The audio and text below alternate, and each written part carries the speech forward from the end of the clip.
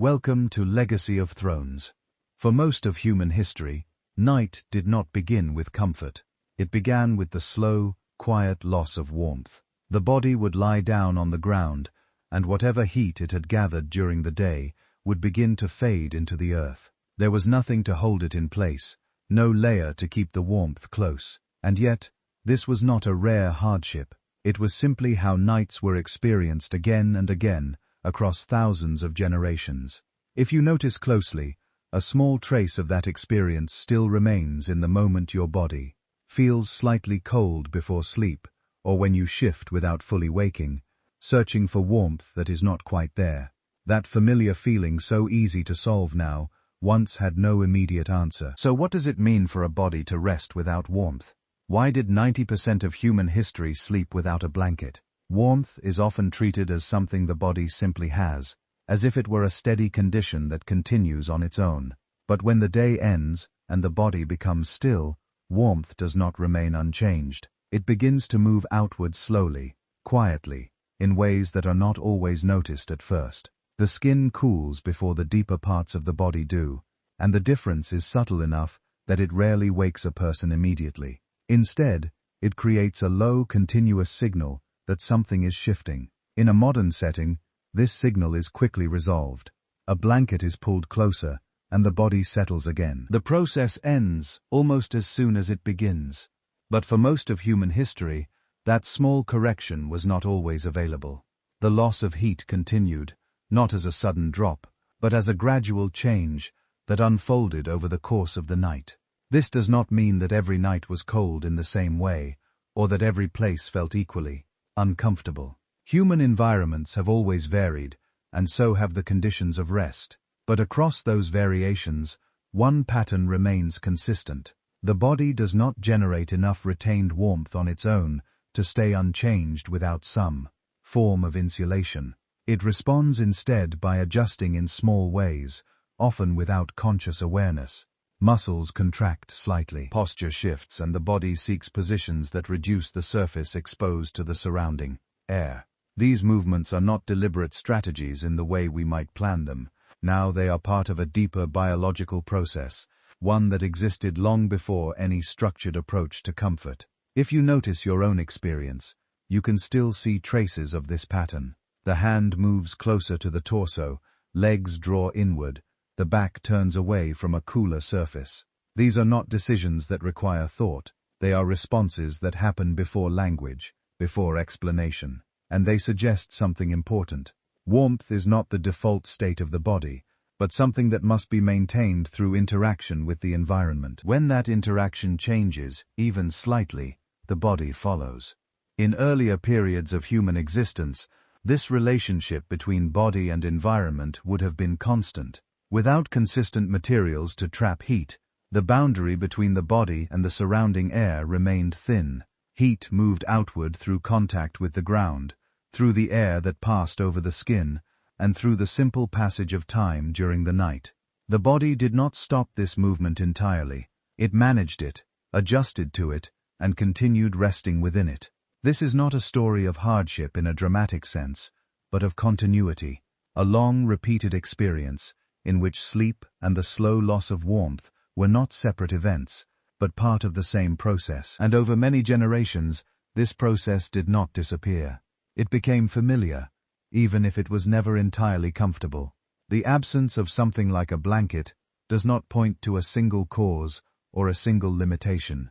It reflects a broader condition in which the tools and materials needed to hold warmth close were not always present, and the body adapted by working within that absence rather than removing it. So when we think about warmth now, it may seem natural, expected, almost guaranteed. But that expectation is relatively recent. Beneath it, there remains an older pattern, one in which warmth was always in motion, and rest meant allowing the body to settle even as that motion continued. When the body becomes still, the process of losing heat becomes easier to notice, even if it is not fully understood. During the day, movement creates a kind of interruption. Muscles contract, blood flows more actively, and the body produces heat as a result of constant activity. But at night, When movement slows and eventually stops, that steady production decreases. The body does not stop generating heat entirely, but it no longer replaces it at the same rate. This creates a quiet imbalance. Heat continues to leave while less of it is created. The difference is small at first, almost unnoticeable, but over time, it becomes more apparent in the way the body responds. A slight tension appears in the shoulders, a subtle tightening in the arms or legs. Not strong enough to wake the mind, but enough to signal that something has changed. In modern environments, this moment rarely lasts. A layer of fabric holds the warmth close, and the balance is restored before it can develop further. But if that layer is absent, the process continues without interruption. The skin, being the outer boundary, is the first to feel the change. It does not simply cool in a uniform way. Some areas lose heat faster than others, especially those in direct contact with surfaces or exposed to air movement. The body senses these differences and begins to adjust, not through conscious planning, but through small shifts in position. A shoulder rolls slightly, a leg bends, the body turns just enough to reduce the area exposed. These adjustments do not stop the loss of heat, but they can slow it. Over time, a pattern emerges in which the body alternates between stillness and subtle movement. Not fully awake, but not entirely passive either. This pattern suggests that rest in its earlier forms may not have been a perfectly stable state. Instead, it may have included these ongoing adjustments as part of the process itself. The idea of lying completely still for hours, unchanged and undisturbed, depends on conditions that reduce the need for such adjustments. Without those conditions, the body remains engaged in maintaining its internal balance, even during sleep. This does not mean that rest was impossible, but that it may have been different in texture, shaped by the environment rather than separated from it. If we look at how the body reacts today when warmth is reduced, we can see a continuation of this older pattern. The instinct to curl inward, to bring the limbs closer to the center to reduce exposure, all reflect a simple principle: preserving heat by minimizing loss. These responses do not require instruction. They are part of the body's basic organization, and they operate regardless of whether the surrounding conditions are temporary or long-lasting. Across much of human history, these conditions were not something that could be easily changed from one night to the next. Materials that could hold warmth consistently were not always available, and the ability to create a controlled sleeping environment was limited.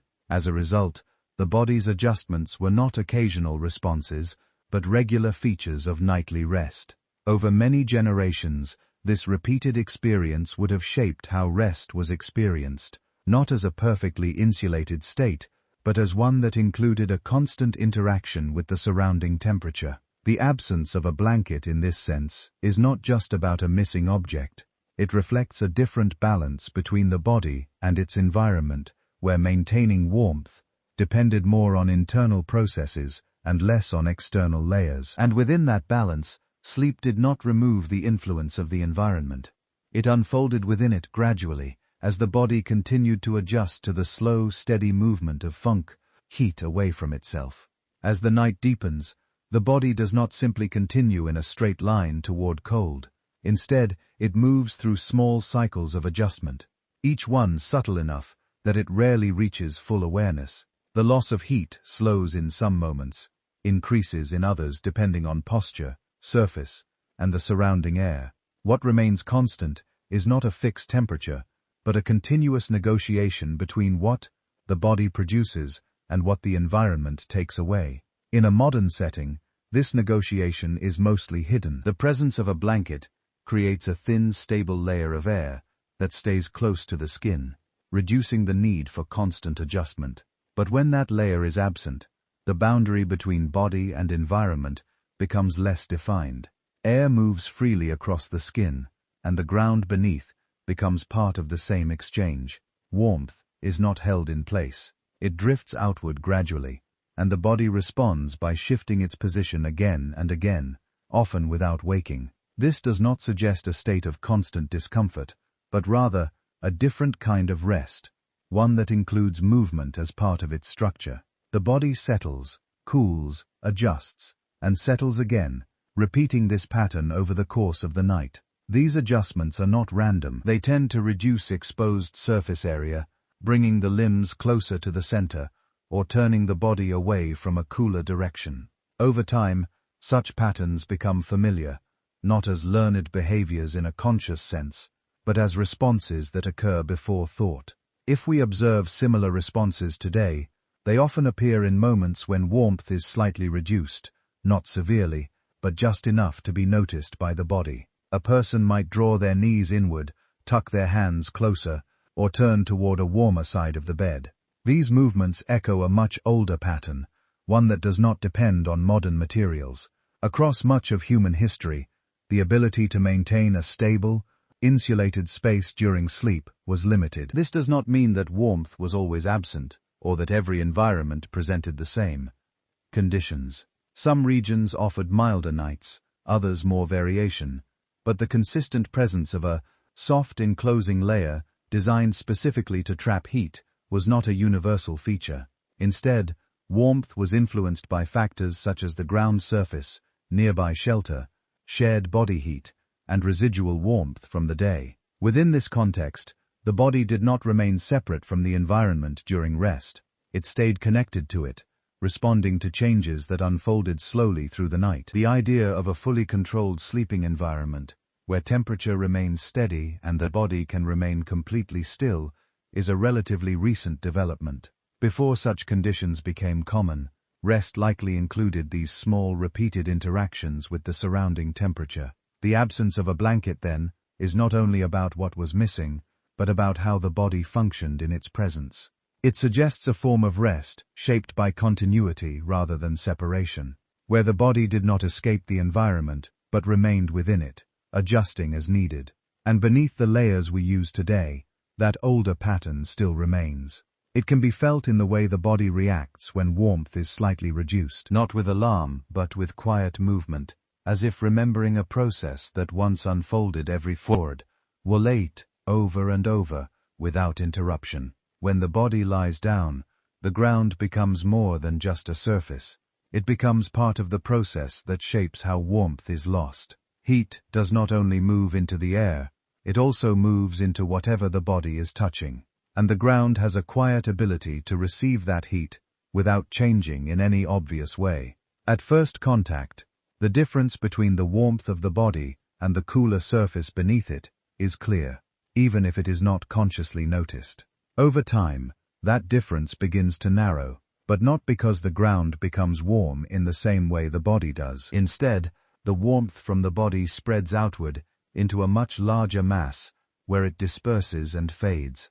The body, by contrast, is limited. It produces heat, but it cannot store or distribute it across a wide area without losing it in the process. This creates a steady flow from body to ground, one that continues as long as there is contact. In a modern setting, this flow is often reduced by layers placed between the body and the surface. These layers slow the transfer of heat, creating a small barrier that helps the body retain what it produces. But without such layers, the exchange happens more directly. The ground does not need to be cold in an extreme sense to draw heat away. It only needs to be cooler than the body, which it usually is during the night. The effect is gradual. There is no sudden loss, no sharp change, only a slow movement that continues over time. The body responds in ways that are subtle but consistent. Areas in direct contact begin to cool more quickly than those exposed to air. The back, the hips, the shoulders, these become points where heat leaves the body more easily. In response, the body shifts, redistributing weight, changing the points of contact.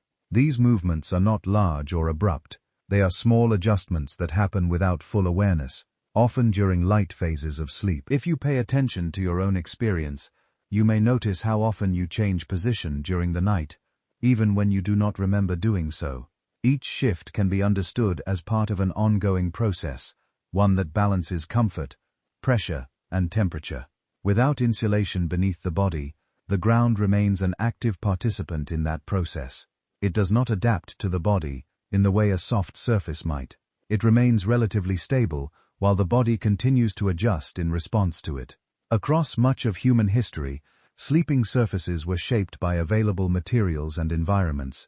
Sometimes there may have been layers of plant matter, leaves, or other natural elements placed between the body and the ground. In some contexts, ash or soil might have been used to create a more stable surface. Archaeological findings suggest that people often prepared sleeping areas in ways that reduced direct contact with bare ground, but these preparations did not always create a fully insulating layer. The effectiveness of such materials would have varied depending on thickness, dryness, and the surrounding conditions.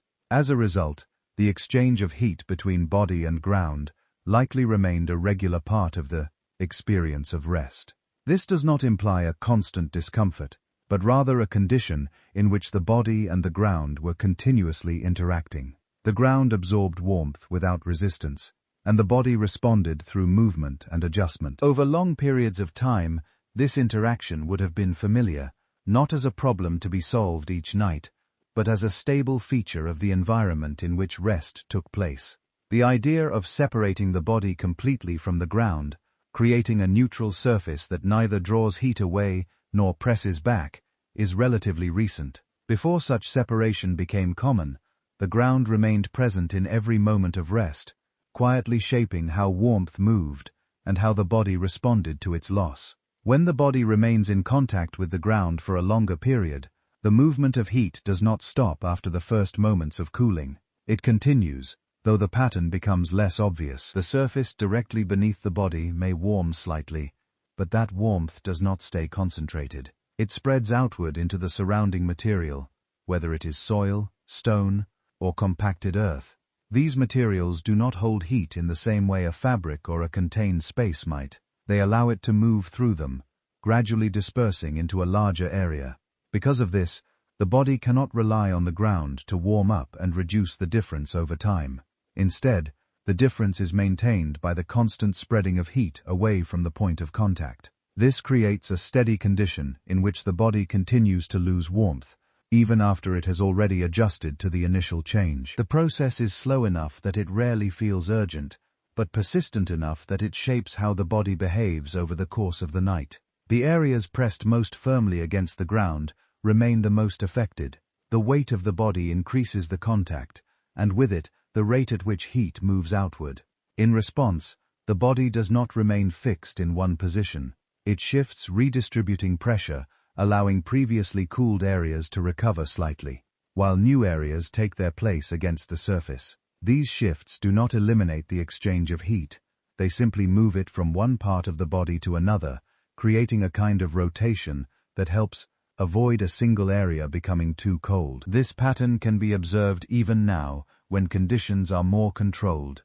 People turn during sleep, not only for comfort, but also as part of maintaining balance in pressure and temperature. In environments without insulating layers, this movement becomes more closely tied to the flow of heat. The body does not fully escape the influence of the ground, but it avoids remaining in one state for too long. Over time, these small adjustments form a rhythm, one that exists alongside the cycles of sleep itself. It is not a rhythm that requires awareness. It unfolds quietly, guided by the body's sensitivity to change across different landscapes. The nature of this exchange would have varied. A dry surface may have felt different from one that retained moisture, and a layer of organic material may have slowed the process compared to bare earth. Archaeological evidence suggests that people sometimes used plant matter or other available materials to create a more comfortable resting surface. These layers may have reduced direct contact and slowed the movement of heat, but they were not always thick or consistent enough to stop it entirely. Their effectiveness would have depended on how they were arranged and the conditions in which they were used. As a result, the interaction between body and ground likely remained present even when some form of preparation was involved. The ground did not need to feel cold in an immediate sense to influence the body. Its role was steady rather than dramatic. It received heat, spread it outward, and maintained a difference that the body could not fully overcome on its own. This does not point to a single experience shared by all people in all times. Conditions varied widely, and so did the ways in which people adapted to them. But the underlying process of heat moving from body to ground and the body responding through quiet adjustment would have been a common thread across many of those variations. In this way, the ground was not just a place to lie down, it was an active element in the experience of rest, shaping how warmth was lost and how the body moved in response to that loss night after night, without drawing attention to itself. As the night continues, the exchange between body and ground becomes less about a single moment of contact and more about a continuous pattern that unfolds slowly over time. Each time the body shifts, even slightly, a new area meets the surface beneath it, and the process begins again in a different place. The warmth that had gathered under one shoulder gradually fades as that part of the body lifts away while another part settles and begins to lose heat in its place. This movement does not stop the loss of warmth. It redistributes it, preventing any single area from remaining in contact long enough for the cooling to become too concentrated. In this way, rest is not a fixed position held unchanged through the entire night, but a quiet sequence of small adjustments that follow the movement of heat. The body does not separate itself from the ground. It remains in continuous interaction with it, responding again and again as conditions shift in subtle ways. The ground, in contrast, does not respond or adapt. It does not retain warmth in a way that would ease the exchange. Instead, it continues to receive heat and spread it outward into a larger mass, maintaining a difference that keeps the process ongoing. This difference does not need to be large to matter. Even a modest contrast between the warmth of the body and the cooler surface beneath it is enough to sustain a steady outward flow over long periods of stillness. What makes this process significant is not its intensity, but its persistence. It unfolds slowly, without interruption, shaping the experience of rest in a way that is easy to overlook. If we compare this with modern sleeping conditions, the contrast becomes clearer. A mattress, or even a simple insulating layer, introduces a barrier that reduces direct contact. It traps small pockets of air and slows the movement of heat away from the body. Because of this, the body can remain in one position for longer without needing to adjust as frequently. The sense of stability that follows can give the impression that rest is naturally still and unchanging.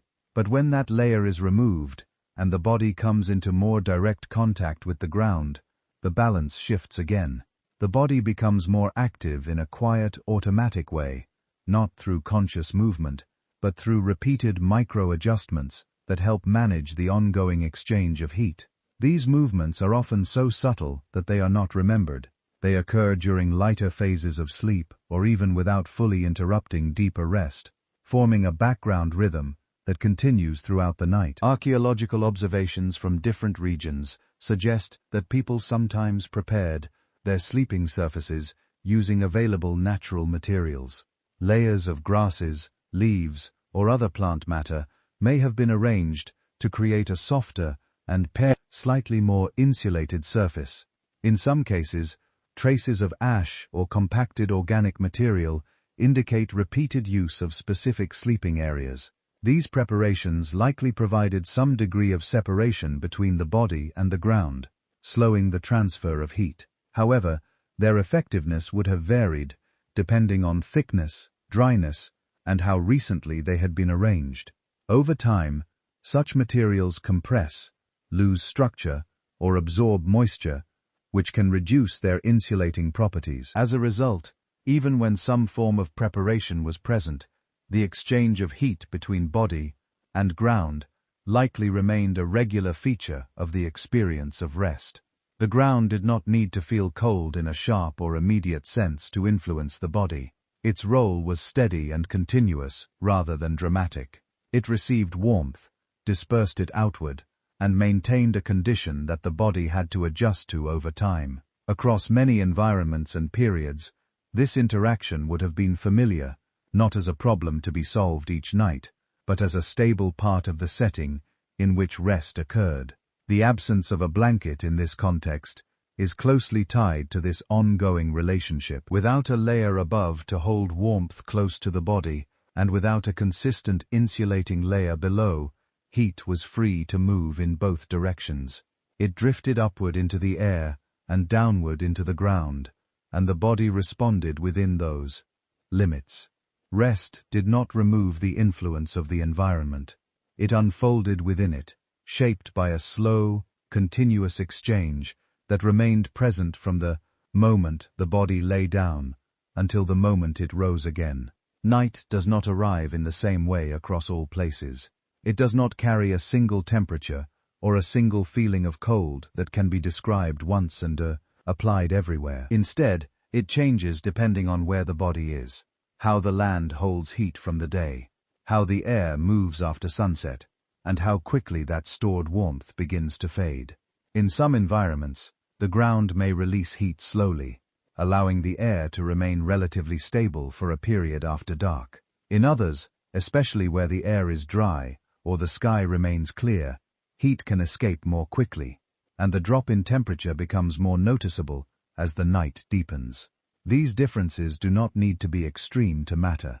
Even a gradual cooling can influence how the body experiences rest, especially when there is little to separate it from the surrounding air. Across much of human history, people lived in a wide range of environments, from open landscapes to more sheltered areas. Each of these settings shaped how warmth was retained or lost during the night. In open spaces where there are fewer barriers to air movement, the body is more exposed to changes in temperature. A light movement of air across the skin can increase the rate at which heat leaves the body, even if the air itself does not feel particularly cold. In more enclosed environments, such as areas surrounded by vegetation or natural formations, the movement of air may be reduced, allowing warmth to remain more stable for longer periods. However, these conditions are not constant. They shift with weather, with season, and with the natural patterns of the environment. Because of this, the experience of night is not fixed. It varies not only from place to place, but from one night to the next. The body, in turn, does not rely on a single expectation. It responds to what is present in that moment. If the air cools more quickly, the body begins to adjust sooner. If warmth lingers, those adjustments may be delayed. But in either case, the underlying process remains the same. Warmth is gradually lost, and the body responds through small changes that help manage that loss. This relationship between environment and body is not something that needs to be learned in a conscious way. It operates continuously, shaped by conditions that exist outside of deliberate control. When we consider the absence of a blanket, this variability becomes more significant. A blanket creates a consistent layer that reduces the impact of these changes. It holds warmth close to the body, making the surrounding environment less immediate. Without that layer, the body is more directly influenced by the conditions of the night. The cooling of the air, the movement of wind, the way the ground releases or absorbs heat, all of these become part of the experience of rest. Archaeological and environmental studies suggest that early humans occupied regions with diverse climates, but they also indicate that conditions could shift over relatively short periods due to seasonal cycles or longer-term changes in climate. These shifts would have influenced not only how people lived during the day, but also how they rested at night. The absence of a consistent insulating layer means that the body had to remain responsive to these variations, adjusting as needed without the ability to create a fully controlled environment. This does not imply that every night was marked by discomfort, or that warmth was always insufficient. In some settings, the natural conditions may have provided enough stability for rest to occur, with fewer adjustments. But across the broader span of human history, the variability of night temperatures would have remained a constant factor, shaping the way warmth was experienced and maintained. The body did not exist outside of these conditions. It remained within them, responding to changes that unfolded gradually night after night, and without a layer to hold warmth in place. Those changes were not distant or abstract. They were felt directly as part of the quiet, ongoing process through which the body moved from wakefulness into rest, and remained there until morning arrived. As the night progresses, the way temperature changes is often uneven rather than steady. The air may cool gradually, but it does not always do so at the same rate from beginning to end. In some conditions, The early part of the night retains a portion of the warmth gathered during the day, especially if the ground has absorbed heat under direct sunlight. This stored warmth can be released slowly, creating a brief period in which the body does not feel an immediate loss.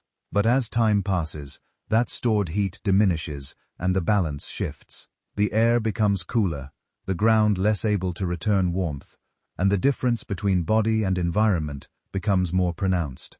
This transition does not happen in a single moment. It unfolds quietly, often without drawing attention, but it changes how the body experiences rest. The same position that felt stable earlier may begin to feel slightly different, prompting small adjustments that are not always remembered upon waking. Across different environments, this pattern takes on different forms. In regions with clear skies, the absence of cloud cover can allow heat to escape more easily into the atmosphere, leading to a more noticeable cooling after sunset. In areas with more vegetation or humidity, the cooling may be slower or more variable, influenced by how the environment holds and releases moisture. These are broad patterns observed in environmental science, and they do not produce identical experiences in every location. However, they illustrate an important point. Night temperature is not a fixed condition, but a process that continues to change while the body is at rest. Without a consistent layer to hold warmth close, the body remains exposed to these changes as they occur. A blanket reduces the impact of this variability by creating a small, stable environment around the body. It limits the direct influence of the air and slows the rate at which heat is lost. Without it, the body is more closely connected to the shifting conditions of the night. The air that surrounds the skin is not contained. It moves, carries heat away, and is replaced by cooler air over time. This movement does not need to be strong to have an effect. Even slight changes in airflow can alter how quickly warmth is lost, especially over extended periods of stillness. The body responds in ways that are consistent with these changes. When cooling increases, muscles may tighten slightly, and posture may shift to reduce exposure. When conditions stabilize, the body may remain still for longer periods. These responses are not deliberate actions. They occur as part of the body's ongoing effort to maintain internal balance. Over the course of a single night, this can result in a sequence of adjustments that reflect the changing environment, even if the mind remains largely unaware of them. Archaeological and climatic research suggests that human populations experienced a wide range of environmental conditions over time, influenced by seasonal cycles, regional climates, and longer-term shifts. These variations would have affected not only daytime activity, but also the conditions under which people rested. Without consistent materials to create a controlled sleeping environment, the body would have remained responsive to these external changes. This does not mean that rest was constantly interrupted, but that it unfolded within a context that was not entirely stable. The absence of a blanket in this sense is closely tied to the absence of a fixed thermal boundary. Without that boundary, the body does not exist in a separate insulated space during sleep. It remains connected to the broader environment, experiencing its gradual changes as part of the process of rest. And as the night moves forward, those changes continue, shaping how warmth is lost, how the body responds, and how sleep is experienced from one moment to the next. As the final part of the night approaches, the pattern of cooling often reaches its most stable form, but not its warmest. By this point, much of the heat stored in the ground and surrounding environment has already dispersed. The air no longer carries the lingering warmth of the day, and the surface beneath the body has settled into a temperature that changes more slowly. This does not mean that the environment becomes colder in a dramatic sense, but that it becomes more consistent in its difference from the body. The gap between body warmth and surrounding conditions remains present, and without a layer to hold heat close, that gap continues to guide the movement of warmth outward. The body, which has been adjusting throughout the night, does not stop these adjustments entirely. Instead, the frequency and intensity of movement may change. Earlier in the night, when temperatures are shifting more noticeably, the body may respond with more frequent repositioning. Later, as conditions stabilize, the body may remain still for longer periods. but the underlying process continues. Heat is still moving away from the skin, still dispersing into the air and the ground, and the body remains engaged in maintaining its internal balance within those limits.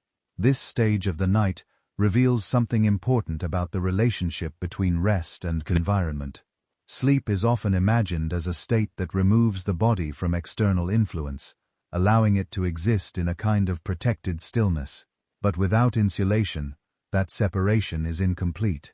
The body remains connected to the environment, not in a way that disrupts rest entirely, but in a way that shapes its texture. Rest becomes something that unfolds within a set of conditions, rather than apart from them. The absence of a blanket makes this connection more visible. Without a layer to create a stable pocket of warmth, the body does not carry its own environment with it into sleep. It remains exposed to the broader patterns of the night, including the gradual cooling that continues even after the initial drop in temperature has passed. This exposure does not necessarily lead to discomfort in every case.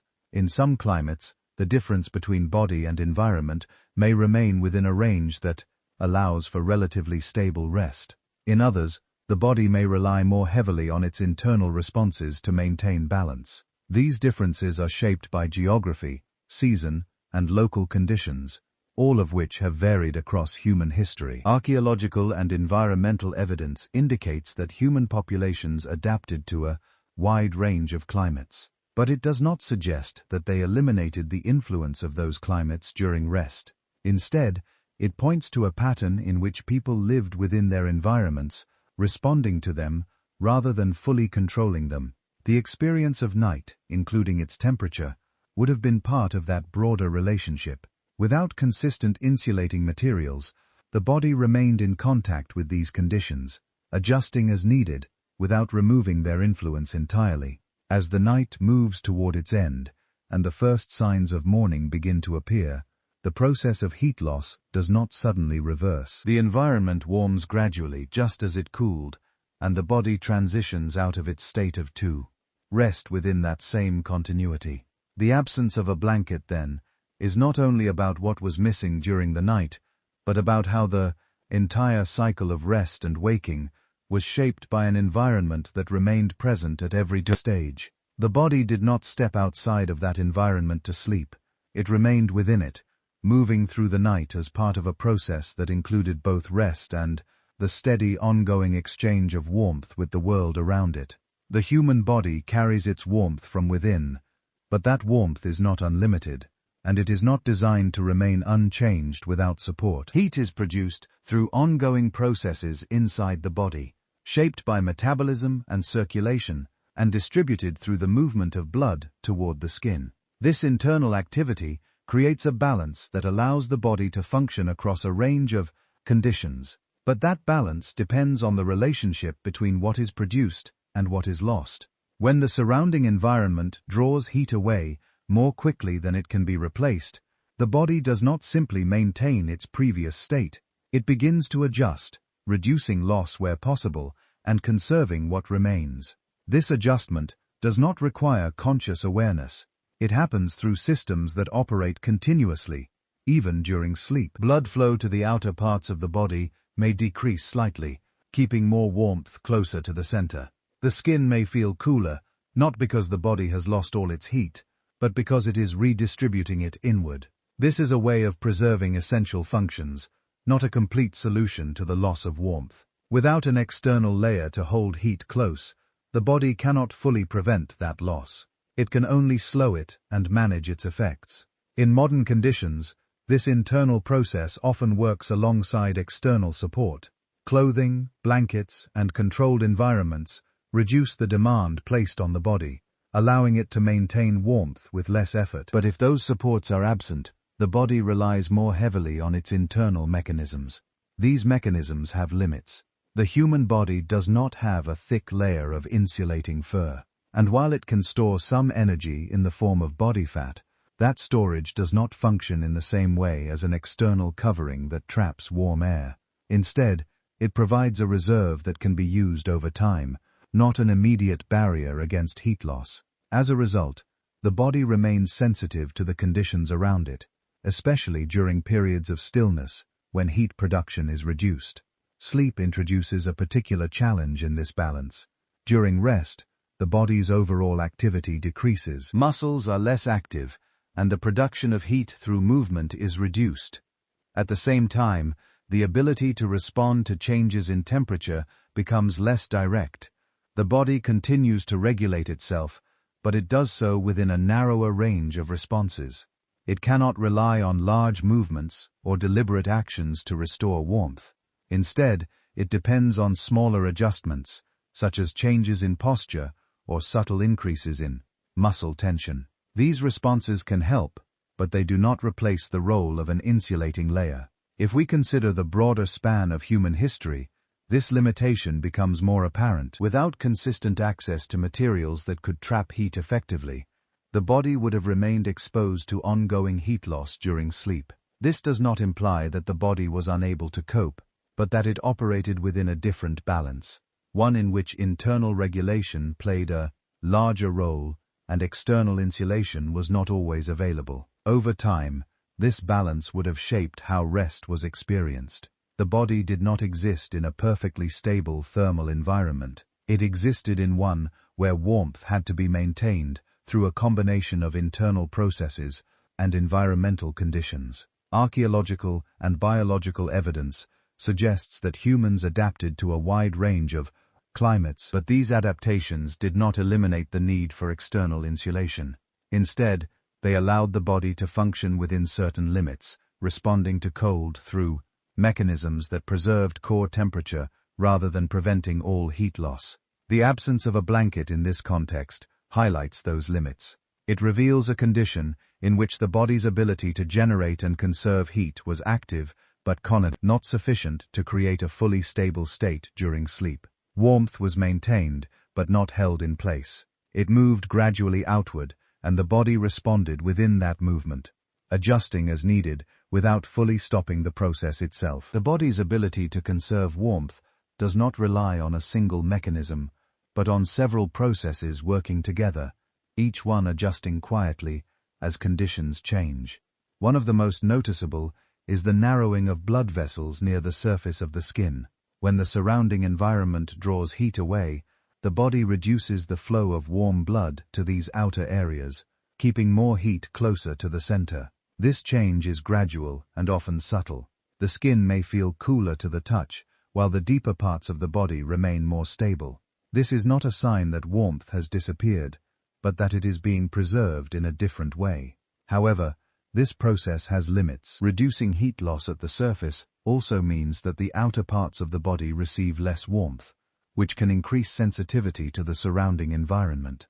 The hands, feet, and exposed areas become more responsive to changes in temperature, even when the core remains relatively steady. Another response involves small involuntary muscle activity. When the body begins to lose more heat than it can comfortably replace, muscles may contract in brief rhythmic ways. This activity produces heat, helping to offset some of the loss. In stronger forms, this can become more noticeable, but even at lower levels, it contributes to maintaining balance. During sleep, this process continues in a reduced and less coordinated form. The body does not fully engage in active movement, but it still generates small amounts of heat through these subtle contractions. These responses do not eliminate the influence of the environment. They operate within it, helping the body manage ongoing changes rather than preventing them entirely. Without an external layer to trap warm air close to the skin, the heat produced through these mechanisms can still move outward. The air surrounding the body is not contained, and as it warms, it rises or shifts, replaced by cooler air. This creates a continuous cycle in which warmth is produced, lost, and partially replaced, but not fully retained. In modern conditions, this cycle is often interrupted by materials that hold warm air in place, reducing the need for constant internal adjustment. A blanket, for example, creates a thin layer of still air that remains close to the body, slowing the movement of heat away from the skin. Without such a layer, the body remains more exposed to the flow of air and the gradual cooling that occurs throughout the night. Over longer periods of time, the body also relies on stored energy to support heat production. This energy is drawn from reserves that have been built through daily activity and nutrition. It allows the body to continue generating warmth even when external conditions are less favorable. But this is not an immediate solution to heat loss. It is a background process that supports overall function, not a direct replacement for insulation. As a result, the body remains dependent on both its internal systems and the conditions around it. Across much of human history, these internal mechanisms would have been continuously active during periods of rest. Especially in environments where external insulation was limited. The body did not exist in isolation from its surroundings. It responded to them, adjusting blood flow, muscle activity, and posture in ways that helped maintain internal stability. These adjustments were not always enough to create a completely stable sense of warmth, but they allowed the body to function within a range of conditions. Archaeological and biological research indicates that humans adapted to varying climates through a combination of behavior and physiology, but it does not suggest that these adaptations remove the need for external support entirely. Instead, they reveal a balance in which the body's internal responses worked alongside available materials and environmental conditions. The absence of a blanket highlights the limits of these internal processes. It shows that while the body can conserve and generate heat, it cannot fully contain it without some form of external barrier. Warmth, in this context, remains something that must be managed, not something that remains unchanged on its own. And during sleep, when the body is less active and more exposed to gradual changes, that management continues quietly, guided by systems that operate without awareness, maintaining balance as heat slowly moves away. Even when the body manages to preserve warmth at its center, the sense of temperature across the whole body is not uniform. There is a quiet difference between what is maintained internally and what is felt at the dark surface. The core remains more stable, supported by continuous circulation and internal regulation, while the outer layers respond more directly to the environment. This difference is not an error. It is part of how the body protects itself, keeping essential functions stable even when conditions change. But it also means that the experience of warmth during rest is not evenly distributed. Certain areas become more sensitive to cooling, especially those farther from the center or more exposed to air and contact with the ground.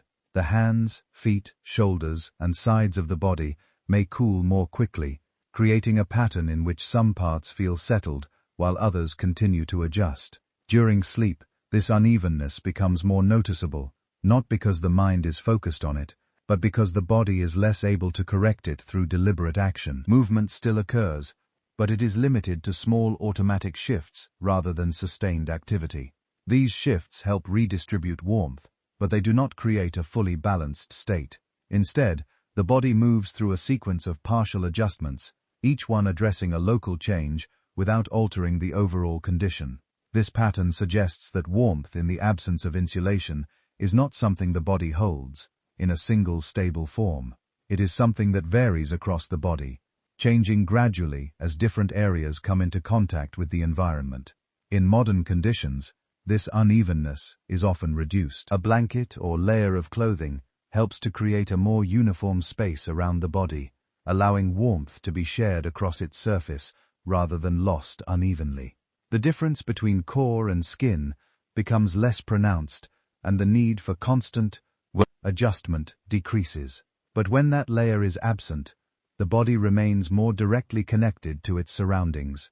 The air moves across the skin, the ground draws heat from specific points of contact, and the distribution of warmth shifts accordingly. Over the course of the night, this creates a subtle rhythm in which different parts of the body take on the role of losing heat, while others recover slightly as contact changes. Archaeological evidence does not provide a detailed record of how this process was felt, but it does suggest that consistent, fully insulating materials were not always available across all environments and periods.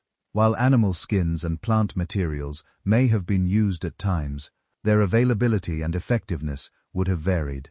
This implies that the body's internal responses played an ongoing role in maintaining balance during rest. The uneven distribution of warmth would not have been an occasional event, but a regular feature of how the body interacted with its environment. This does not mean that rest was defined by discomfort, but that it included a range of sensations that shifted over time, shaped by contact, airflow, and the gradual movement of heat.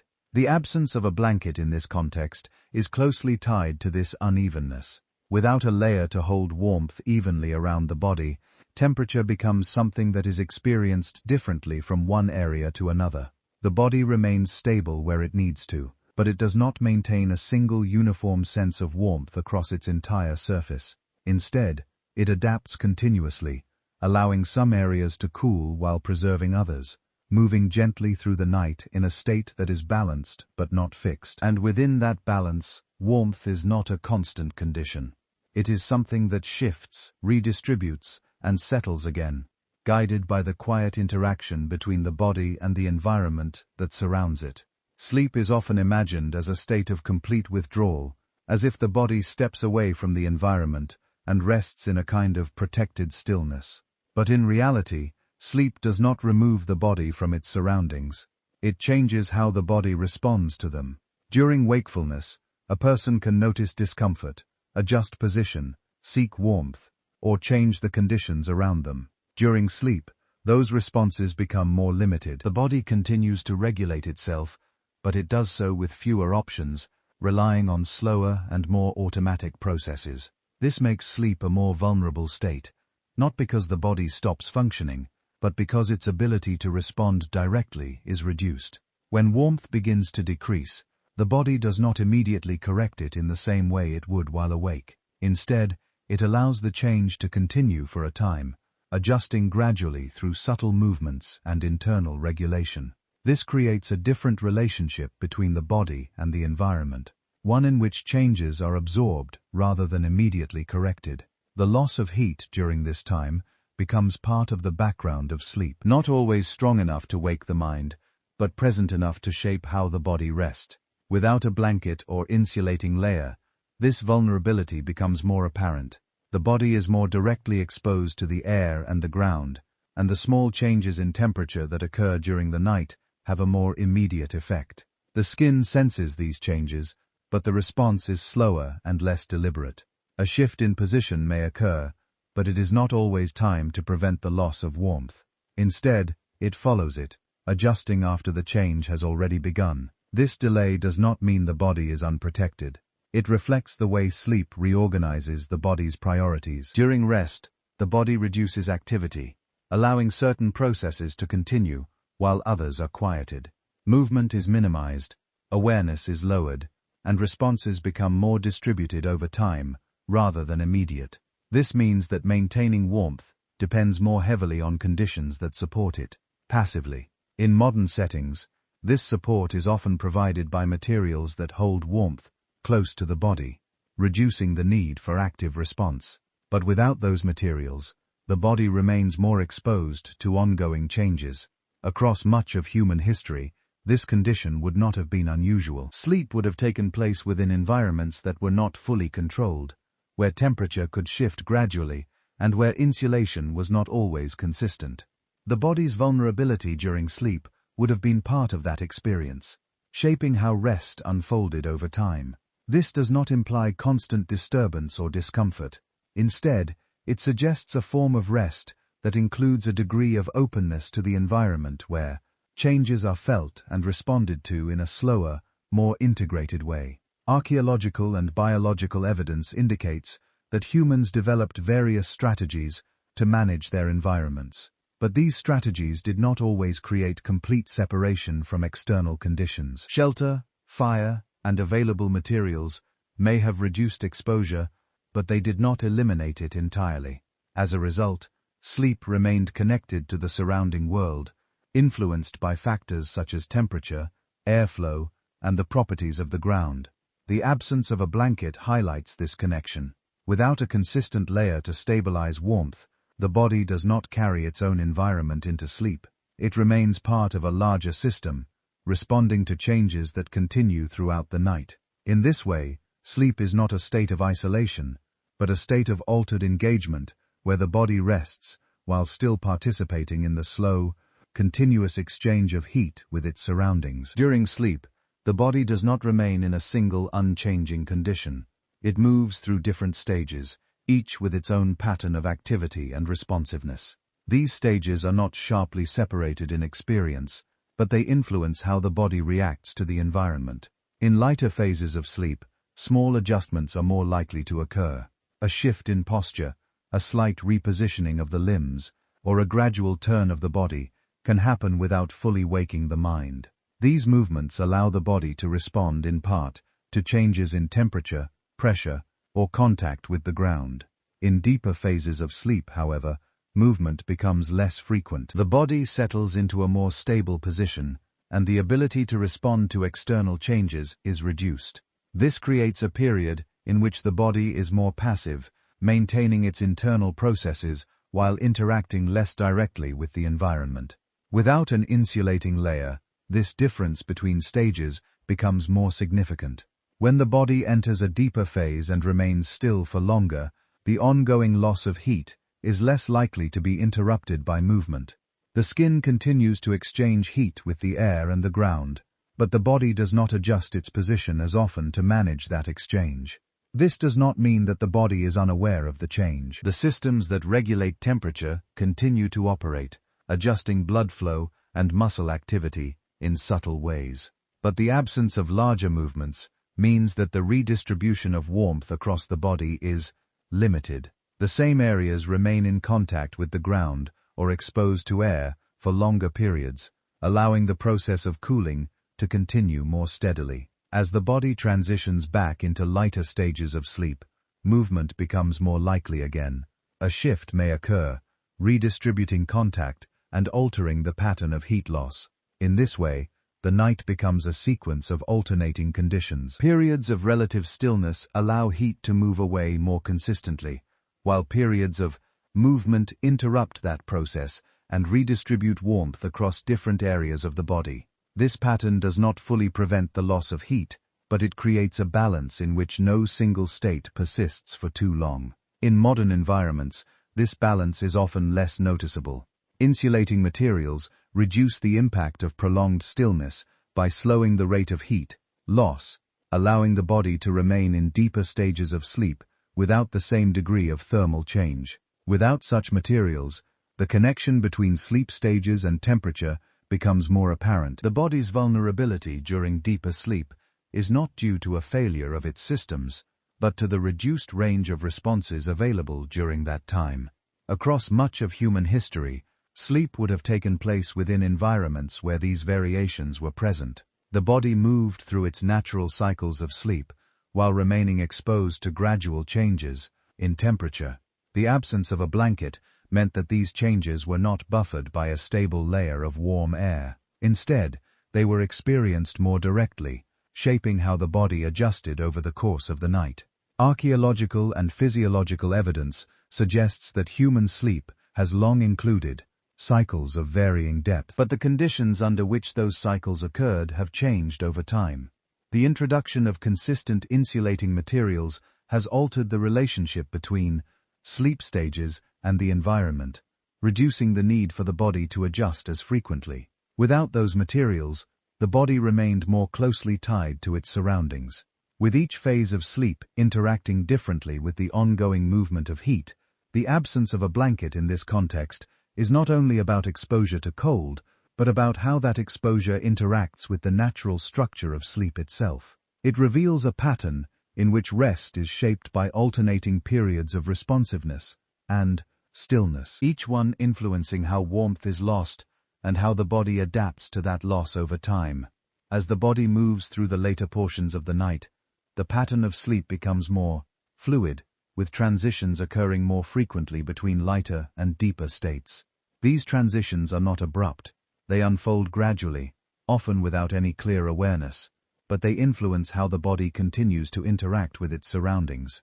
In lighter phases, the body is more responsive. Small changes in temperature are more likely to lead to subtle movements, and these movements help redistribute contact with the ground and alter how heat is lost. In deeper phases, the body becomes quieter again, remaining in a more stable position while internal processes continue.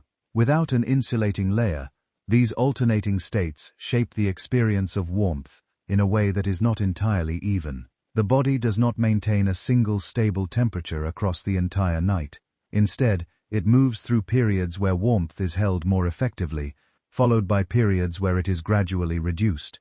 This pattern does not necessarily lead to waking. The changes are often small enough to remain within the range that the body can manage without bringing the mind into full awareness, but they still influence how rest is experienced at a physical level. The absence of a blanket makes this pattern more visible. Without a layer to hold warmth in place, each shift in sleep depth interacts directly with the surrounding environment. During deeper phases, when movement is reduced, the loss of heat can continue more steadily. During lighter phases, when movement returns, that loss is interrupted and redistributed. The body moves, settles, and moves again, following a rhythm that is shaped both by internal cycles and by external conditions. Over time, these overlapping rhythms create a form of rest that is not entirely still, but not disrupted either. It is continuous, but dynamic, shaped by small changes that occur without drawing attention. If we consider how this process might have unfolded across much of human history, it suggests that sleep did not take place in a fully stabilized environment. Instead, it occurred within a setting where temperature could shift gradually and where the body's responses were part of the structure of rest itself. Archaeological evidence indicates that people often used available materials to prepare sleeping areas, but these preparations did not always create a consistent insulating barrier. As a result, the body remained connected to the environment throughout the night with its natural cycles of sleep, interacting with ongoing changes in temperature. This does not imply that rest was ineffective or constantly interrupted. Rather, it suggests that rest included these variations as part of its normal pattern. The body did not require complete thermal stability to sleep. It operated within a range, adjusting as needed through processes that did not depend on conscious control. The absence of a blanket highlights this relationship between internal cycles and external conditions. It shows that sleep is not a state that removes the body from the world, but one that reorganizes how the body engages with it. Even in stillness, the body remains responsive, moving through phases that influence how warmth is lost and how it is preserved. And as morning approaches, the gradual return of warmth in the environment begins to shift this balance again. Not suddenly, but through the same slow continuity that shaped the night. The body rises out of sleep within this ongoing exchange, having passed through hours of quiet adjustment, guided not by a fixed condition, but by a process that remained in motion from beginning to end. Fire changes the experience of night, but it does not remove the need for warmth in the way a blanket does. It introduces a source of heat that is visible, local, and dependent on conditions that can shift over time. When a fire burns steadily, it can warm the air nearby and create a zone in which the loss of heat from the body slows. The side of the body facing the fire may feel noticeably warmer, while the opposite side remains exposed to the cooler air and the ground. This creates an uneven distribution of warmth, one that depends on distance, orientation, and the strength of the fire itself. Unlike a blanket which surrounds the body and holds warmth close on all sides, fire works in a single direction. It radiates outward, and its effect diminishes with distance. The closer the body is, the more noticeable the warmth becomes, but proximity also introduces limits. The fire cannot be approached indefinitely, and its intensity may change as fuel is consumed. Over the course of the night, this creates a shifting balance. The warmth provided by the fire may increase or decrease, and the body must adjust its position in response. These adjustments are not constant, but they form part of the interaction between the body and the environment during rest. Archaeological evidence suggests that controlled use of fire has been present in human history for a long time, but it does not indicate that fire was always available in a stable or continuous form. Maintaining a fire requires fuel, attention, and conditions that allow it to burn. In some environments, fuel may have been abundant, making it easier to sustain warmth through the night. In others, fuel may have been limited, or environmental conditions may have made it more difficult to keep a fire burning steadily. This variability means that the presence of fire did not create a uniform solution to the problem of heat loss during sleep. Even when a fire was present, it did not necessarily provide consistent warmth throughout the entire night. As fuel is consumed, the intensity of the fire changes. The warmth it produces may diminish unless additional material is added. During sleep, when attention is reduced, the fire may not be maintained at the same level as it would be during wakefulness. This introduces a gradual shift in conditions similar to the natural cooling of the environment, but influenced by human activity. The body in turn responds to these changes. When warmth from the fire decreases, the body may begin to adjust more frequently, redistributing contact with the ground and altering its orientation relative to the remaining heat source. If warmth increases, these adjustments may become less frequent, allowing for longer periods of stillness. The relationship between fire and the body during sleep is therefore dynamic. It depends on the state of the fire, the arrangement of the sleeping area, and the surrounding conditions. It does not create a fully enclosed or stable thermal environment. Instead, it adds another element to the existing exchange of heat between the body, the air, and the ground. The absence of a blanket remains significant even in the presence of fire. Without a layer that traps warm air close to the skin, the body cannot fully retain the heat it receives. The air warmed by the fire moves and disperses, and the ground continues to draw heat away through contact. The body remains part of this system, adjusting as needed rather than resting within a fixed condition. Over long periods of time, this interaction would have shaped how rest was experienced. Fire provided a source of warmth that could reduce the rate of heat loss, but it did not eliminate it. The body continued to rely on its internal processes and its ability to adjust position, even when an external sources of heat was present. In this way, fire represents a partial change rather than a complete solution. It alters the conditions of rest, but it does not replace the need for a stable enclosing layer that holds warmth close to the body throughout the night. As the night deepens, the fire rarely remains in a single unchanged state. Its warmth depends on the fuel it consumes, and that fuel diminishes gradually as the hours pass. Even when a fire is built with care, its intensity is not fixed. It rises when new material is added, then slowly declines as that material is reduced to embers. This creates a rhythm that is different from the steady presence of an insulating layer. A blanket holds warmth in place with little variation, but a fire introduces cycles of increase and decrease, shaping the environment in a way that shifts over time. During the earlier part of the night, when the fire is stronger, the air nearby may feel more stable. The body can remain in one position for longer, especially if it is oriented toward the source of heat. But as the fire weakens, that stability changes. The warmth becomes less concentrated, and the air begins to cool more noticeably. This transition does not happen all at once. It unfolds gradually, often without drawing full awareness, but it influences how the body experiences rest.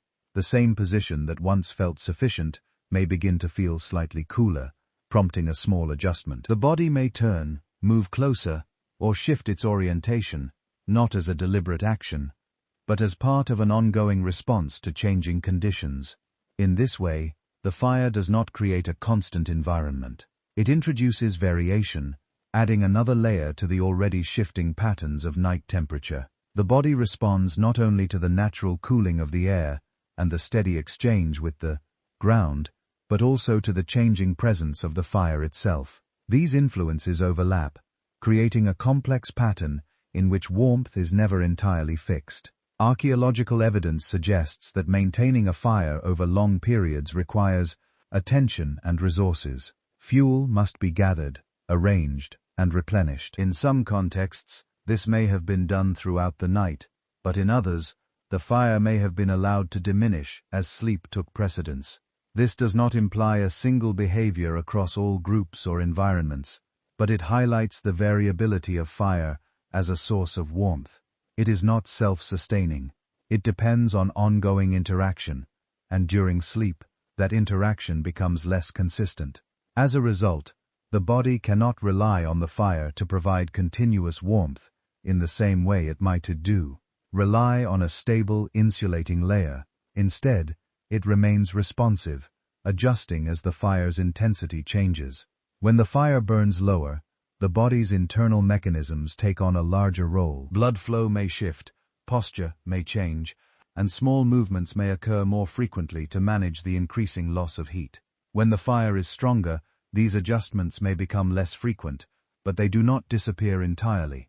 The body remains part of a system in which warmth is influenced by multiple factors, none of which remain completely stable. The absence of a blanket becomes more apparent in this context. Without a layer that holds warm air close to the skin, the heat from the fire cannot be fully retained. It reaches the body, but it also moves away, carried by the air, and lost through contact with the ground. The body receives warmth, but it does not keep it in a consistent way. Over time, this creates a pattern in which warmth is experienced in waves rather than as a steady condition. The body warms slightly when the fire is stronger, then gradually cools as it weakens, moving through these changes as part of the process of rest. This pattern does not prevent sleep, but it shapes its texture. Rest becomes something that unfolds within a shifting environment, influenced by both natural conditions and the changing state of the fire. The body adapts to this pattern, not by eliminating the variation, but by adjusting within it, maintaining balance as warmth rises and falls over the course of the night. Even when a fire remains present through the night, its warmth does not reach every part of the body in the same way. Heat from a flame moves outward through radiation and through the warming of the surrounding air. But both of these processes depend on direction, distance, and the movement of that air. The side of the body facing the fire may receive more warmth, while the opposite side remains exposed to cooler conditions.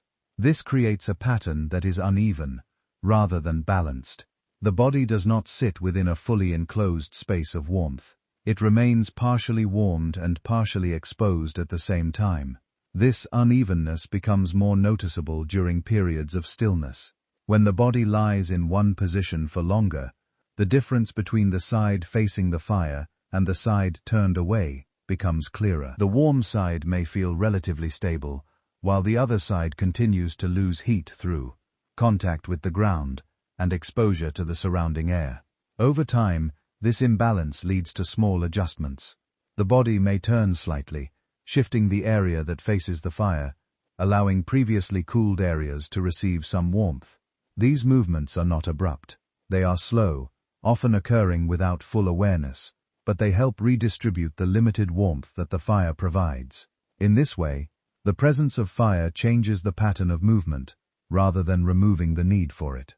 Instead of adjusting only to the ground and the air, the body also adjusts to the direction of the heat source. Archaeological observations suggest that people often arranged their sleeping areas in relation to a fire, positioning themselves to receive warmth while maintaining a safe distance. This arrangement may have reduced the rate of heat loss on one side of the body, but it did not create a uniform condition across the entire surface. The ground still absorbed heat through contact, and the air continued to carry warmth away from exposed areas. The fire added warmth, but it did not contain it. It remained an open source, influencing the environment, rather than enclosing it. This distinction is important.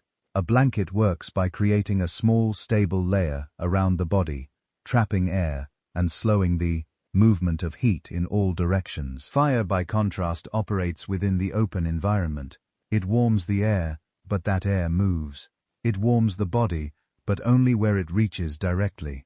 The absence of a surrounding layer means that the warmth provided by the fire cannot be held in place in the same way. It is received, but it is also lost, often at the same time.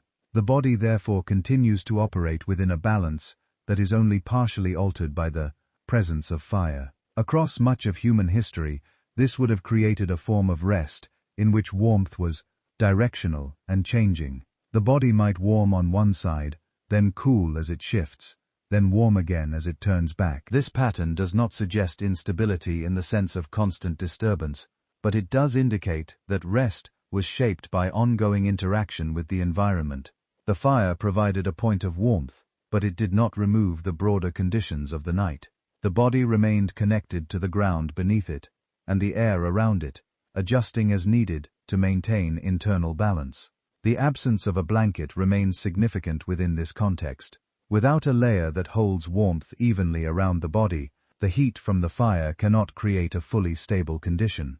It reduces the loss of heat in certain directions, but not in all. The body continues to move through a pattern of partial warming and gradual cooling guided by the position of the fire and the changing conditions of the night.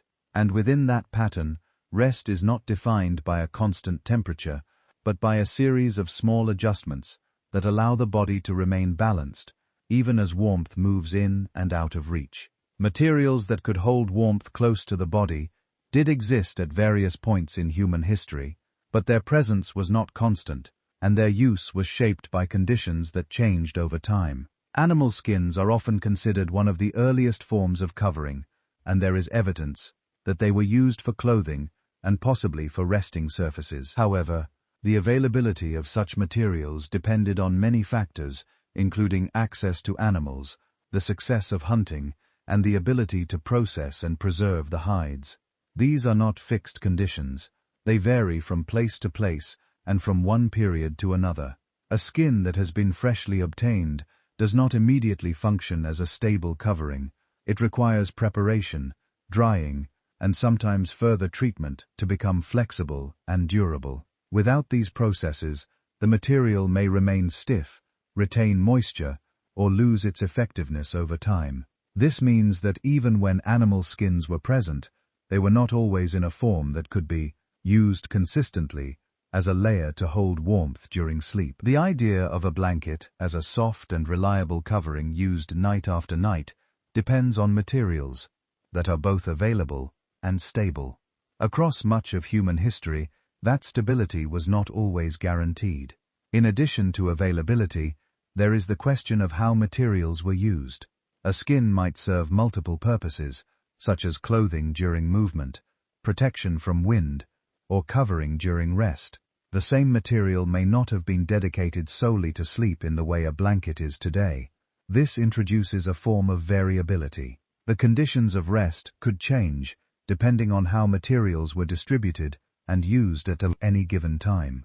In some situations, a skin may have been placed beneath the body to reduce contact with the ground. In others, it may have been worn or used as a covering. The choice would depend on immediate needs rather than a fixed arrangement. This suggests that the presence of insulating materials did not create a uniform experience of warmth during sleep. Instead, it introduced another layer of variation, shaped by practical considerations and changing circumstances. Archaeological findings provide some insight into the use of animal skins and other organic materials. But these materials do not always preserve well over long periods. What remains are indirect signs, such as tools used for processing hides or residues, that suggest contact with animal products. These findings indicate that people had the ability to work with such materials, but they do not confirm how consistently they were used as coverings during sleep. This uncertainty is important. It prevents us from assuming that the presence of a material automatically led to its use in a specific way. The absence of clear, continuous evidence suggests that the use of insulating coverings was likely uneven, influenced by environment, resource availability, and cultural practices that are not fully preserved in the archaeological record. In environments where temperatures were milder, the need for a dedicated covering may have been less immediate. In colder regions, the need would have been greater, but so would the challenges of obtaining and maintaining suitable materials. This creates a balance in which the use of coverings may have increased in certain contexts, but not in a way that applied uniformly across all of human history. The absence of a blanket in this broader sense is not simply the absence of a single object. It reflects a condition in which the materials needed to create a stable enclosing layer were not always available, not always processed in the same way, and not always used for the same purpose. The body therefore remained more directly connected to the environment during sleep, relying on a combination of available materials and internal responses to maintain warmth. Even when some form of covering was present, it did not necessarily function as a consistent or complete barrier. Warmth was still influenced by contact with the ground, the movement of air, and the changing conditions of the night. Even when animal skins or plant-based materials were available, their effectiveness as a source of warmth depended on how they were prepared and how they were used in a specific moment. A skin that has been dried and softened can provide some insulation, but if it becomes damp, compressed, or worn, its ability to hold warmth can change. Organic materials do not remain in a fixed condition. They absorb moisture from the air, from the ground, or from the body itself. Over time, this moisture can reduce the small pockets of air that allow the material to slow the movement of heat. When those pockets are reduced, the material becomes less effective as a barrier. It may still provide some separation from the ground, but it no longer holds warmth in the same way. This means that even when a covering exists, its ability to function like a stable blanket is not guaranteed. It changes with use, with environment, and with time.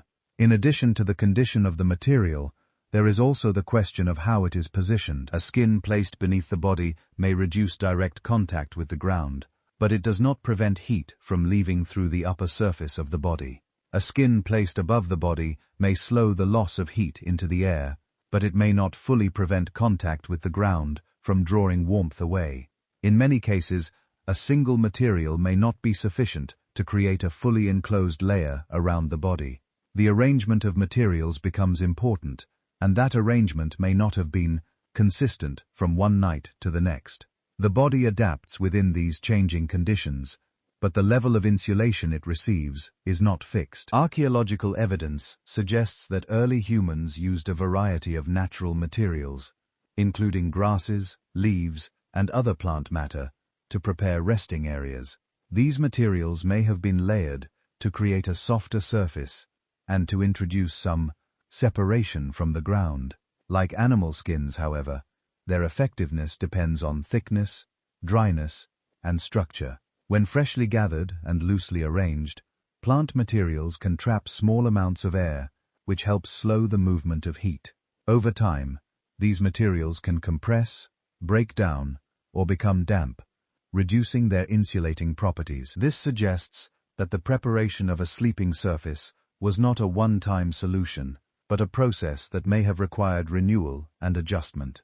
Without consistent maintenance, the effectiveness of these materials would change, and the body would experience a corresponding shift in how warmth was retained. The use of such materials also depends on availability. In some environments, suitable plant matter may have been abundant, making it easier to create a layered surface. In others, such materials may have been sparse or seasonal, limiting their use. This variability means that the presence of insulating materials cannot be assumed as a constant feature across all contexts. Instead, it reflects a set of possibilities that were realized differently depending on local conditions.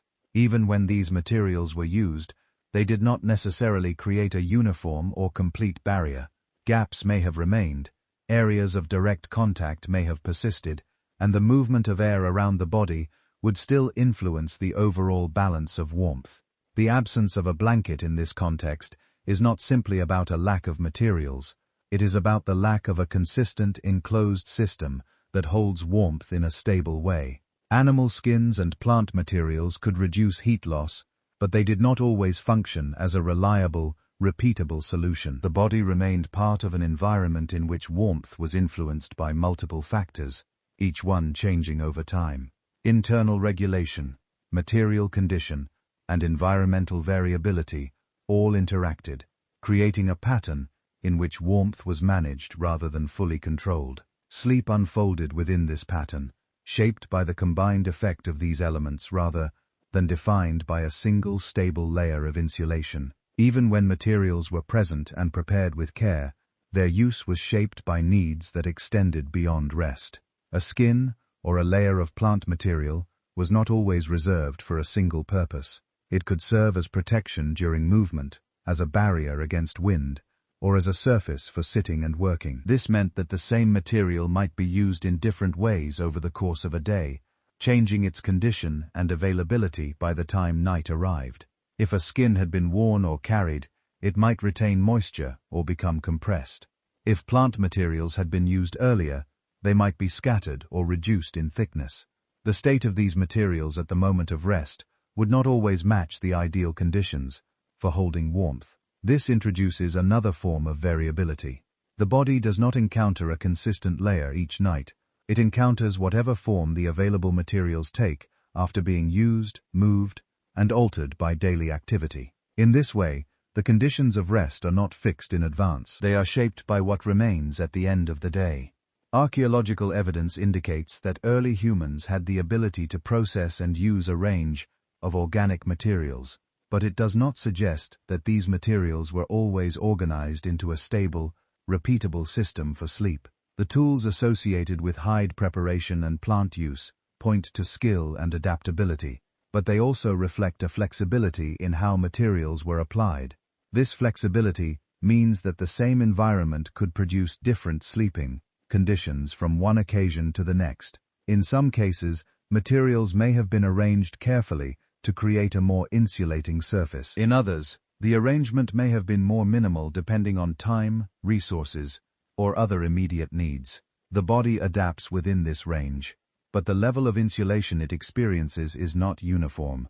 It changes with context, reflecting the broader patterns of life, rather than a single, controlled setup. The absence of a blanket becomes clearer when we consider this variability. A blanket, as it is understood today, is a dedicated object. It is designed to hold warmth, used primarily for that purpose, and kept in a condition that supports repeated use. It creates a predictable environment for rest, one that does not depend on the shifting demands of the day. Without such an object, warmth is managed through materials that are part of a larger system of use rather than a single function. This means that the body does not rely on a stable layer that can be applied in the same way each night. Instead, it responds to a changing combination of factors, including the condition of materials, the arrangement of the sleeping area, and the surrounding environment. Across much of human history, this would have created a form of rest that was shaped by continuity rather than standardization. The body encountered different conditions from one night to the next, adjusting as needed without the expectation of a fixed solution. Even when materials were available, they did not always provide complete or consistent insulation. Gaps remained, areas of exposure persisted, and the movement of heat continued through contact with the ground and the air. The body remained part of this exchange, using its internal processes and small adjustments to maintain balance. The absence of a blanket in this sense reflects not only the limits of available materials, but also the broader context in which those materials were used. It points to a way of living in which rest was integrated into a system of daily activity, and where the conditions of warmth were shaped by what was possible in that moment, rather than by a fixed and dedicated layer designed to hold it in place. Movement changes what the body can carry, and what the body can carry shapes how warmth is managed at night. In conditions where people remain in one place for longer periods, it becomes easier to gather, store, and maintain materials that can be used repeatedly. Layers can be built up, adjusted, and kept in a relatively stable condition from one night to the next. But when movement becomes a regular part of life, this stability becomes more difficult to maintain. Each object carried has weight, takes space, and competes with other necessities. Tools, food, water, and materials for shelter all place demands on what can be transported. In this context, the ability to carry a dedicated item for warmth during sleep is not guaranteed. It depends on how essential that item is compared to other needs that must also be met. This does not mean that warmth was unimportant. It means that the way warmth was managed had to fit within a system that included movement, resource use, and changing environments. Archaeological and anthropological evidence suggests that many early human groups lived in ways that involved regular movement across landscapes, following resources that varied with season and location. This movement did not happen in the same way everywhere, and it did not follow a single pattern. Some groups may have stayed in one area for longer periods, while others moved more frequently. But across these variations, mobility remained a significant factor in how materials were used and maintained. Items that were heavy, bulky, or required careful preservation would have been more difficult to carry over long distances. This creates a practical limit on how much material could be dedicated to a single purpose, such as insulating the body during sleep. A large, thick covering that traps warmth effectively may also be difficult to transport, especially if it becomes wet or needs to be kept clean and intact. As a result, the presence of a consistent blanket-like layer is less likely in contexts where movement is frequent. Instead, warmth is managed through materials that serve multiple functions or through strategies that do not depend on carrying large amounts of additional weight. The body remains central to this system, relying on its own processes and on the immediate environment to maintain balance. The absence of a blanket in this sense is not only about the availability of materials, but about the constraints placed on their use by the need to move. Each night, the conditions of rest are shaped by what has been carried, what has been gathered locally, and what can be arranged in a short period of time. This introduces variability not only in the materials themselves, but in how they are used. A layer that might be available in one location may not be present in another. A surface that provides some insulation one night may be replaced by a different arrangement the next. The body adapts within this changing context, but it does not rely on a fixed system. Instead, it operates within a range of conditions adjusting to the materials and environment that are present at that moment. This does not suggest that warmth was always limited or that rest was consistently affected in the same way. In some environments, local materials may have been sufficient to create a temporary insulating layer. In others, the body may have relied more heavily on its internal responses and on the arrangement of space, such as proximity to others or to a source of heat. The key point is that mobility introduces a constraint that prevents the consistent use of a single stable covering across all nights and locations. The absence of a blanket reflects this broader condition where the management of warmth is shaped not only by what is available, but by what can be carried, maintained, and used within a system that includes movement as a central element of life. Movement does not only limit what can be carried, it also changes how materials are maintained and how long they can remain in a useful condition. When a group returns to the same place repeatedly, materials can be left, repaired, or gradually improved. Layers can be built over time, and the effort invested in preparing them can carry forward into future nights. But when movement continues across different locations, this continuity becomes more difficult to sustain. Materials are exposed to changing conditions, and their condition can shift more quickly. As a result, a covering that is carried from one place to another may encounter moisture, uneven ground, or repeated compression. Each of these factors can reduce its ability to hold warmth. Over time, the material may become thinner, less structured, or less effective at creating the small pockets of air that slow the movement of heat. This does not mean that materials cannot be used during movement. It means that their effectiveness is less stable, and that maintaining them requires effort that may compete with other needs. In a mobile context, the body cannot assume that a covering will function in the same way each night. It must adapt to changes in the condition of that covering, just as it adapts to changes in the environment.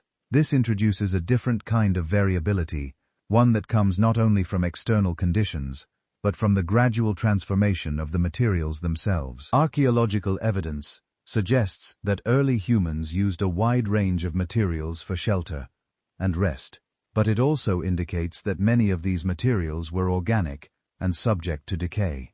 Plant fibers break down, skins wear over time, and repeated use can alter their structure. In a setting where materials are not replaced regularly, their ability to insulate may decrease gradually. This process is not sudden. It unfolds over time, often without a clear moment when the material stops being effective. Instead, its performance shifts, and the body adjusts accordingly. A layer that once provided noticeable separation from the ground may become less effective, leading to more direct contact and a greater exchange of heat. The body responds through small changes in posture and movement. But these responses do not restore the original condition. They operate within the limits of what the material can still provide. The absence of a blanket in this context reflects not only the challenge of carrying materials, but also the challenge of keeping them in a stable, effective state. A blanket, as it is understood today, depends on materials that can be maintained over long periods with relatively little change. It remains soft, structured, and capable of trapping air even after repeated use. Without such materials, the body relies on coverings that may change from one night to the next, both in availability and in condition. This creates a form of rest that is shaped by gradual shifts rather than consistent stability. The body does not encounter the same level of insulation each night. It encounters a range of conditions, each one influenced by the state of the materials and the environment in which they are used. Across much of human history, this would have meant that warmth during sleep was not a fixed resource. It was something that depended on what had been carried, how it had been used, and how it had changed over time.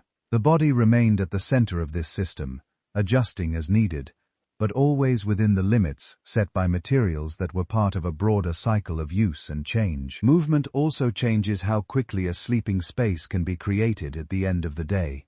When a place is used repeatedly, there is time to shape it, to adjust the surface, to gather materials and arrange them with care. Over time, these efforts can build a more stable environment, one that reduces contact with the ground and slows the loss of warmth.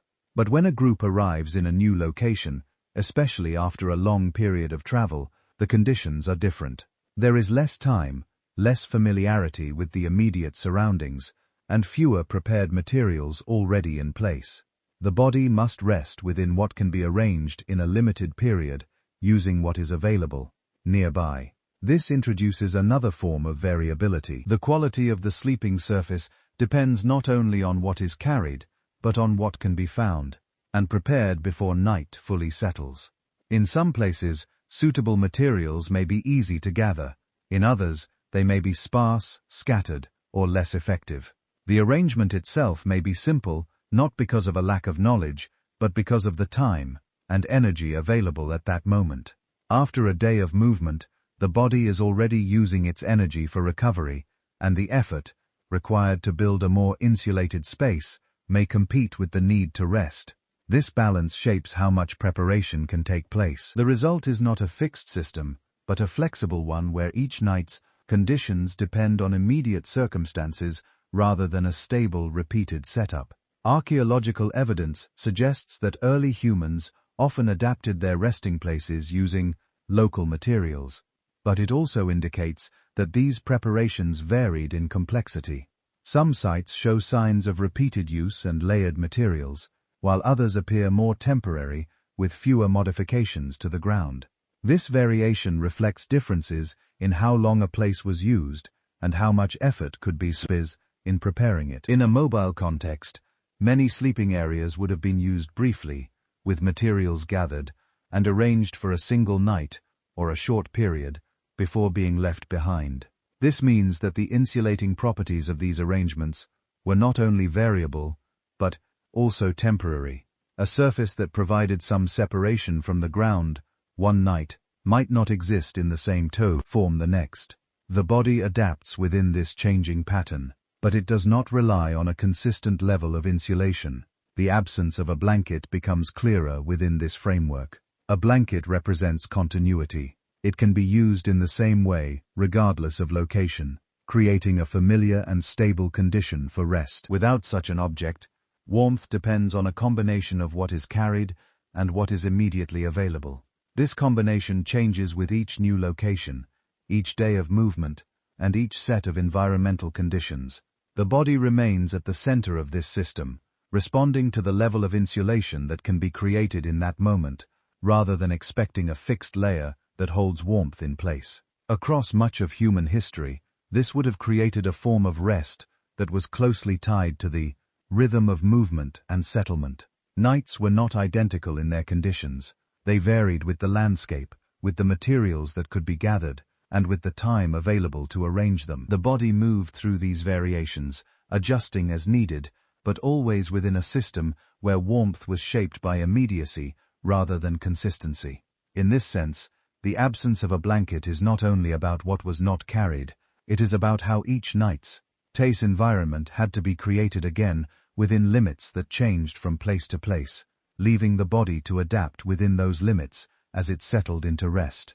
When bodies rest close to one another, warmth does not remain isolated within a single individual. It begins to overlap, creating a shared space in which heat is held more effectively than it would be alone. Each body produces its own warmth, but when that warmth meets another nearby, the movement of heat outward can slow. The air between them becomes slightly warmer, and the difference between body and environment is reduced. This does not eliminate the loss of heat, but it changes its pattern. Instead of moving directly from a single body into the surrounding air and ground, some of that warmth is exchanged within the group, circulating in a smaller space before gradually dispersing outward. This effect depends on proximity. The closer the bodies are, the more noticeable the shared warmth becomes. When contact is direct, the exchange is even more immediate. Heat moves from one body to another, and areas that would otherwise cool more quickly may retain warmth for longer. This is not a strategy that requires conscious planning. In every instance, it reflects a basic physical process in which heat moves along gradients, flowing from warmer areas to cooler ones. When multiple bodies are present, those gradients are shaped differently, and the overall loss of heat can be reduced. In modern conditions, this effect is often less noticeable because individual insulation is already high. A blanket creates a stable layer that holds warmth around each person, reducing the need for shared heat. But without such insulation, the presence of others becomes more significant. The body is no longer surrounded by a fixed layer that traps warm air. Instead, it exists within a space where warmth can be influenced by nearby bodies, by their position, and by how closely they rest together. Archaeological and anthropological observations suggest that group living has been a consistent feature of human societies. While the exact arrangements of sleep are not always preserved in detail, the presence of shared spaces and the social nature of human groups indicate that proximity during rest was likely common in many contexts. This does not imply a single pattern or arrangement. The way people position themselves would have varied depending on environment, social structure, and available space. However, the potential for shared warmth would have been present wherever bodies rested near one another. The absence of a blanket makes this shared effect more visible. Without a layer that holds warmth individually, the body becomes more responsive to the presence of others. The space between bodies becomes part of the thermal environment, holding warmth more effectively than open air. At the same time, this shared warmth is not uniform. Areas in direct contact may remain warmer, while parts of the body that are more exposed continue to lose heat. This creates a pattern in which warmth is distributed unevenly across the group, shaped by position and movement. The body adjusts within this pattern, turning, shifting, and repositioning in ways that influence both individual and shared warmth. Over the course of the night, these small adjustments can change how heat is distributed, creating a dynamic system in which warmth is both shared and lost at the same time. This does not suggest that shared sleep fully replaces the function of a blanket.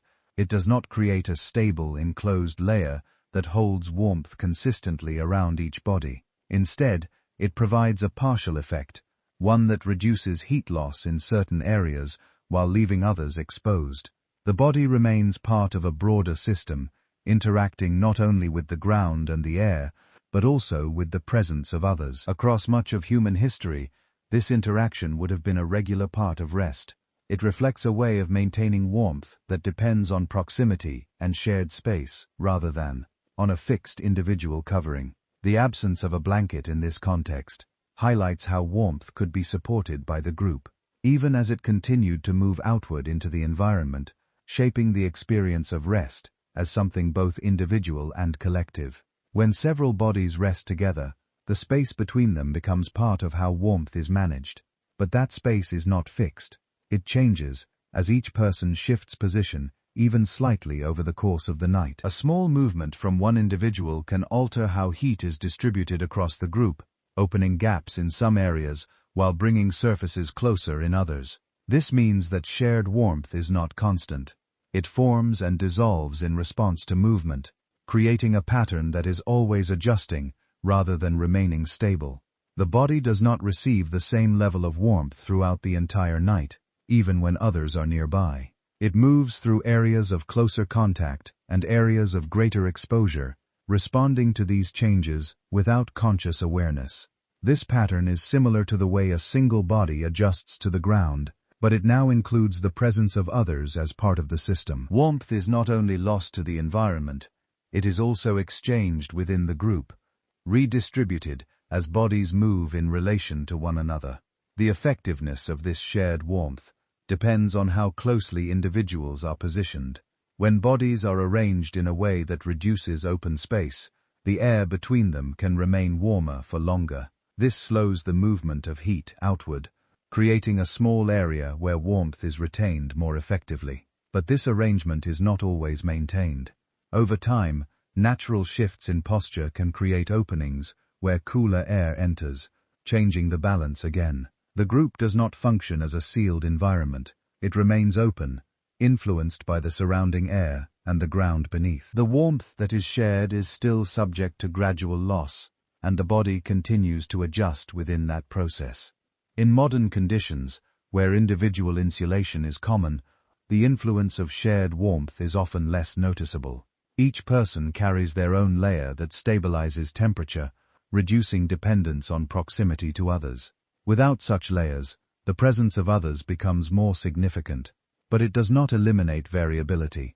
It introduces another factor that changes over time, adding to the complexity of how warmth is experienced during sleep. Archaeological and anthropological research suggests that human groups have long lived and rested in close proximity, but the exact patterns of how they arranged themselves during sleep are not fully preserved. What can be observed is that shared spaces were common, and that these spaces would have allowed for some degree of heat exchange between individuals.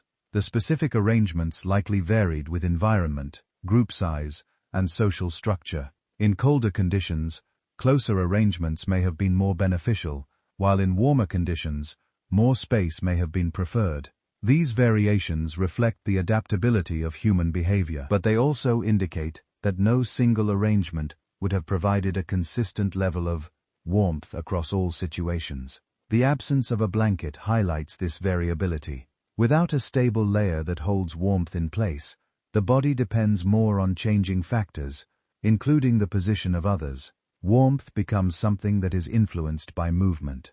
Not only individual movement, but the combined movement of the group.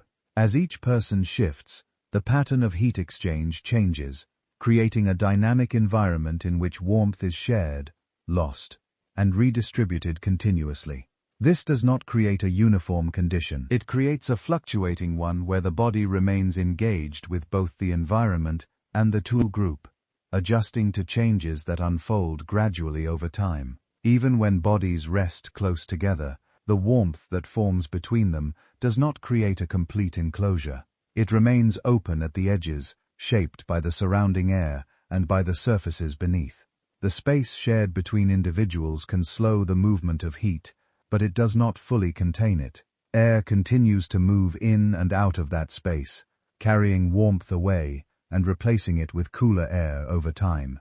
This means that shared warmth is always partial. It reduces the rate at which heat is lost, but it does not stop the process. The body remains connected to the wider environment even when it is not alone. This connection becomes more noticeable in areas that are not in direct contact with others.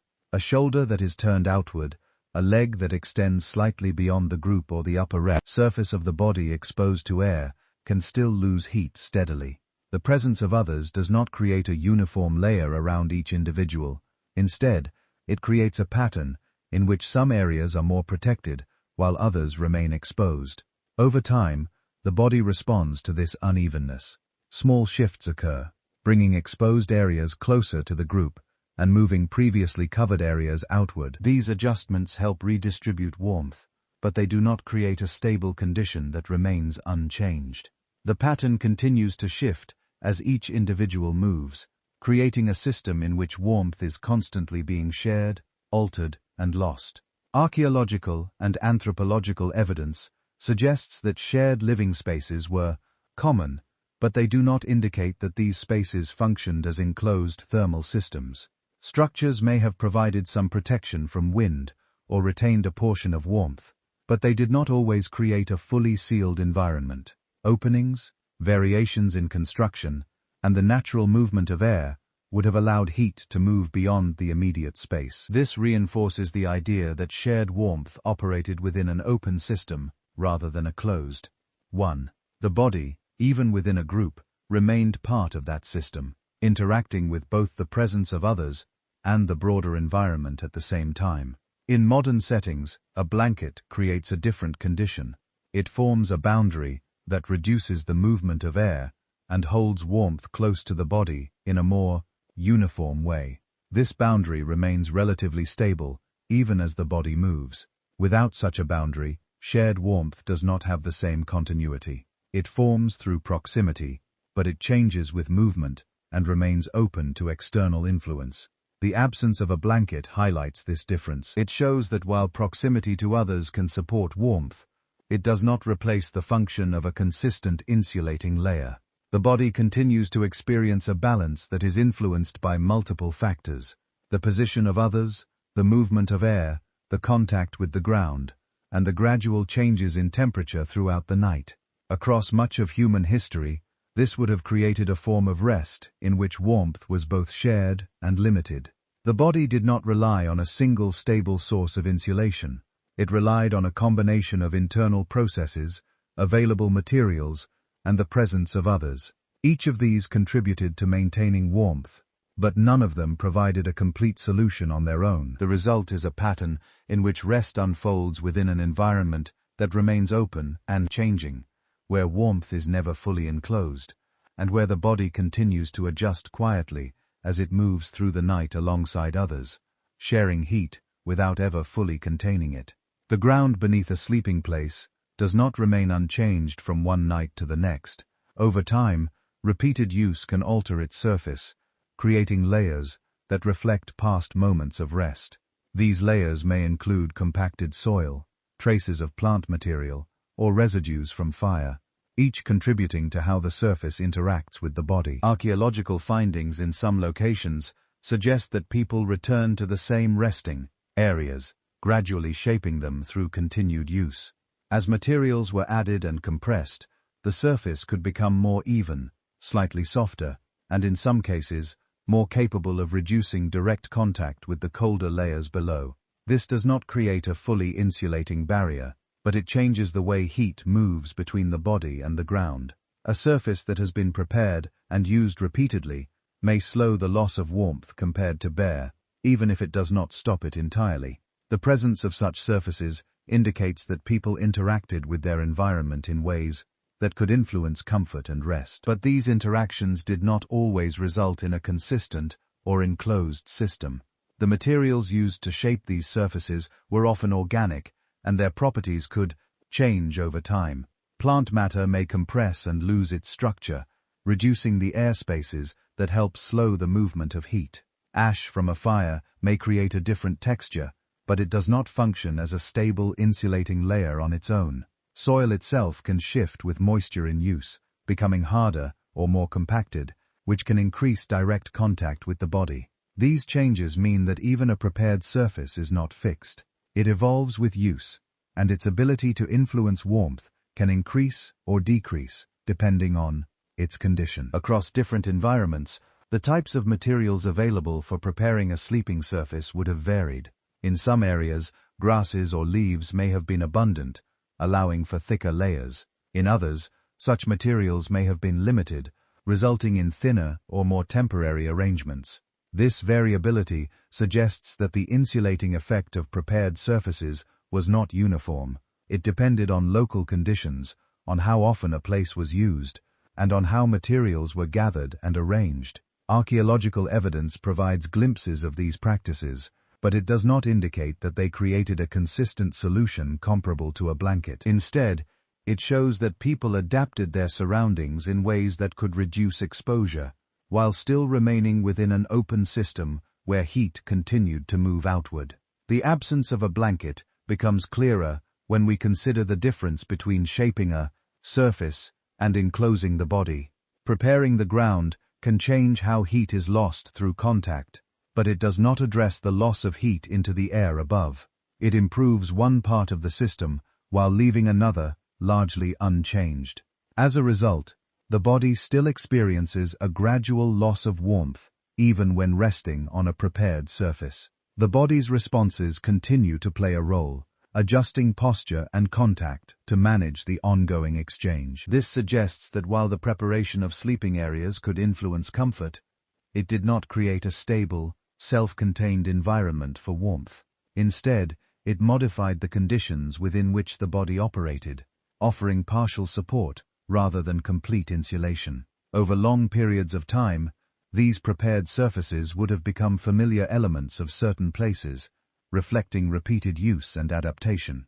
But their presence does not imply that warmth was fully controlled. It remained something that had to be managed within the limits of available materials and environmental conditions. The body continued to interact with both the ground and the air, adjusting as needed, while the prepared surface beneath it contributed to that balance without replacing the need for a layer that could hold warmth close on all sides. As a resting place is used again and again, its surface begins to reflect the accumulation of small changes rather than a single intentional design. Each night leaves a trace, even if it is not visible in a clear or lasting way. Plant materials may be added and then pressed down by the weight of the body. Ash from a fire may settle into the ground, mixing with soil and creating a layer that differs slightly from what came before. Over time, these elements combine, forming a surface that is shaped by repeated use rather than by a fixed plan. This surface can influence how the body experiences contact with the ground, but it does so gradually and unevenly. Some areas may become more compacted, offering less cushioning and allowing more direct transfer of heat. Other areas may retain a small amount of structure, holding air within their layers and slowing the movement of warmth. The result is not a uniform surface, but one that varies across small distances, creating differences in how the body loses heat from one point to another. The body responds to these differences without conscious awareness. Areas that cool more quickly may lead to small adjustments in position, shifting weight to a slightly different part of the surface. These movements do not reshape the surface in a deliberate way, but over time they contribute to its ongoing transformation. The ground becomes a record of interaction, shaped by the combined effect of many nights rather than by a single arrangement. Archaeological studies of ancient living sites have revealed evidence of such repeated use, where layers of organic material, ash, and soil indicate that certain areas were returned to and modified over time. These findings suggest that people did not simply lie down on untouched ground each night. They interacted with their environment, altering it in ways that could influence comfort and stability. However, these alterations did not create a fully controlled or enclosed system. They remained part of an open environment where the movement of heat continued through both contact with the ground and exposure to the air.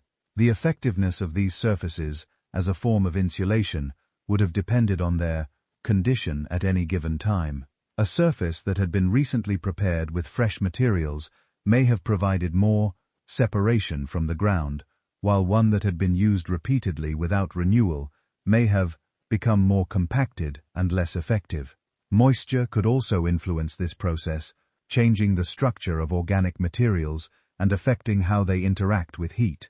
These factors introduce variability, making it difficult for the body to rely on a consistent level of insulation from the ground alone. The absence of a blanket highlights the limits of this approach. Preparing a surface can reduce the loss of heat through direct contact, but it does not address the loss of heat into the surrounding air. It creates a partial solution, one that improves one pathway of heat transfer while leaving another largely unchanged.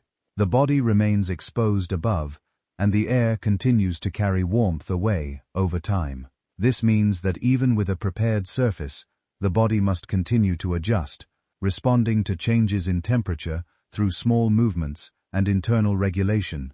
Across much of human history, this pattern of interaction between body and surface would have been a regular part of rest. The ground was not simply a passive element. It was shaped by use, and in turn it shaped how warmth was experienced. But it did not replace the need for a stable enclosing layer that could hold warmth consistently around the body. Instead, it contributed to a system in which warmth was managed through a combination of environmental modification and bodily response, each influencing the other over the course of the night. Over long periods of repeated use, a sleeping place can begin to carry a quiet sense of continuity. But that continuity does not mean stability in the way a blanket provides. The ground may become familiar, shaped by layers that have been added, compressed, and altered over time.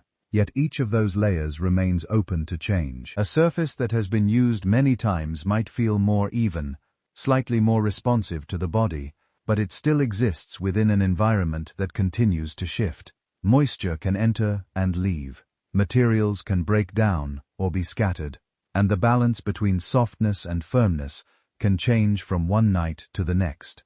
This means that even a place that appears consistent is not fixed in its ability to hold warmth. It offers a degree of continuity, but not a controlled condition that remains the same across time.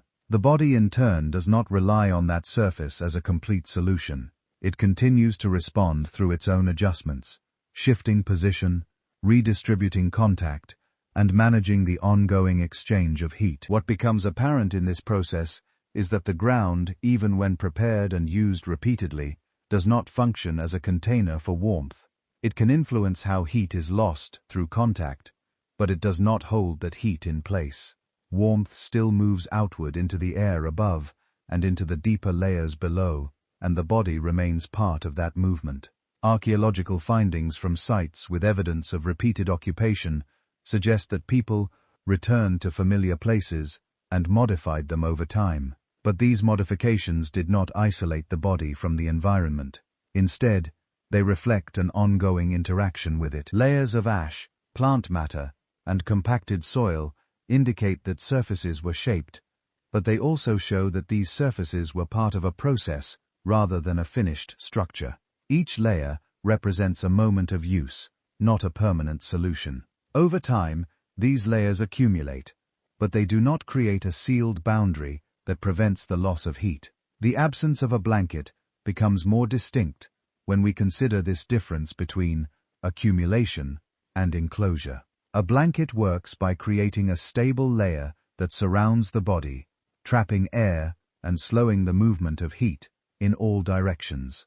It provides a consistent condition that can be relied on night after night. A prepared surface, even one that has been used repeatedly, does not create this kind of enclosure.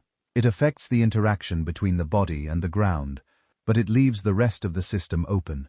The body remains exposed above, and the air continues to carry warmth away.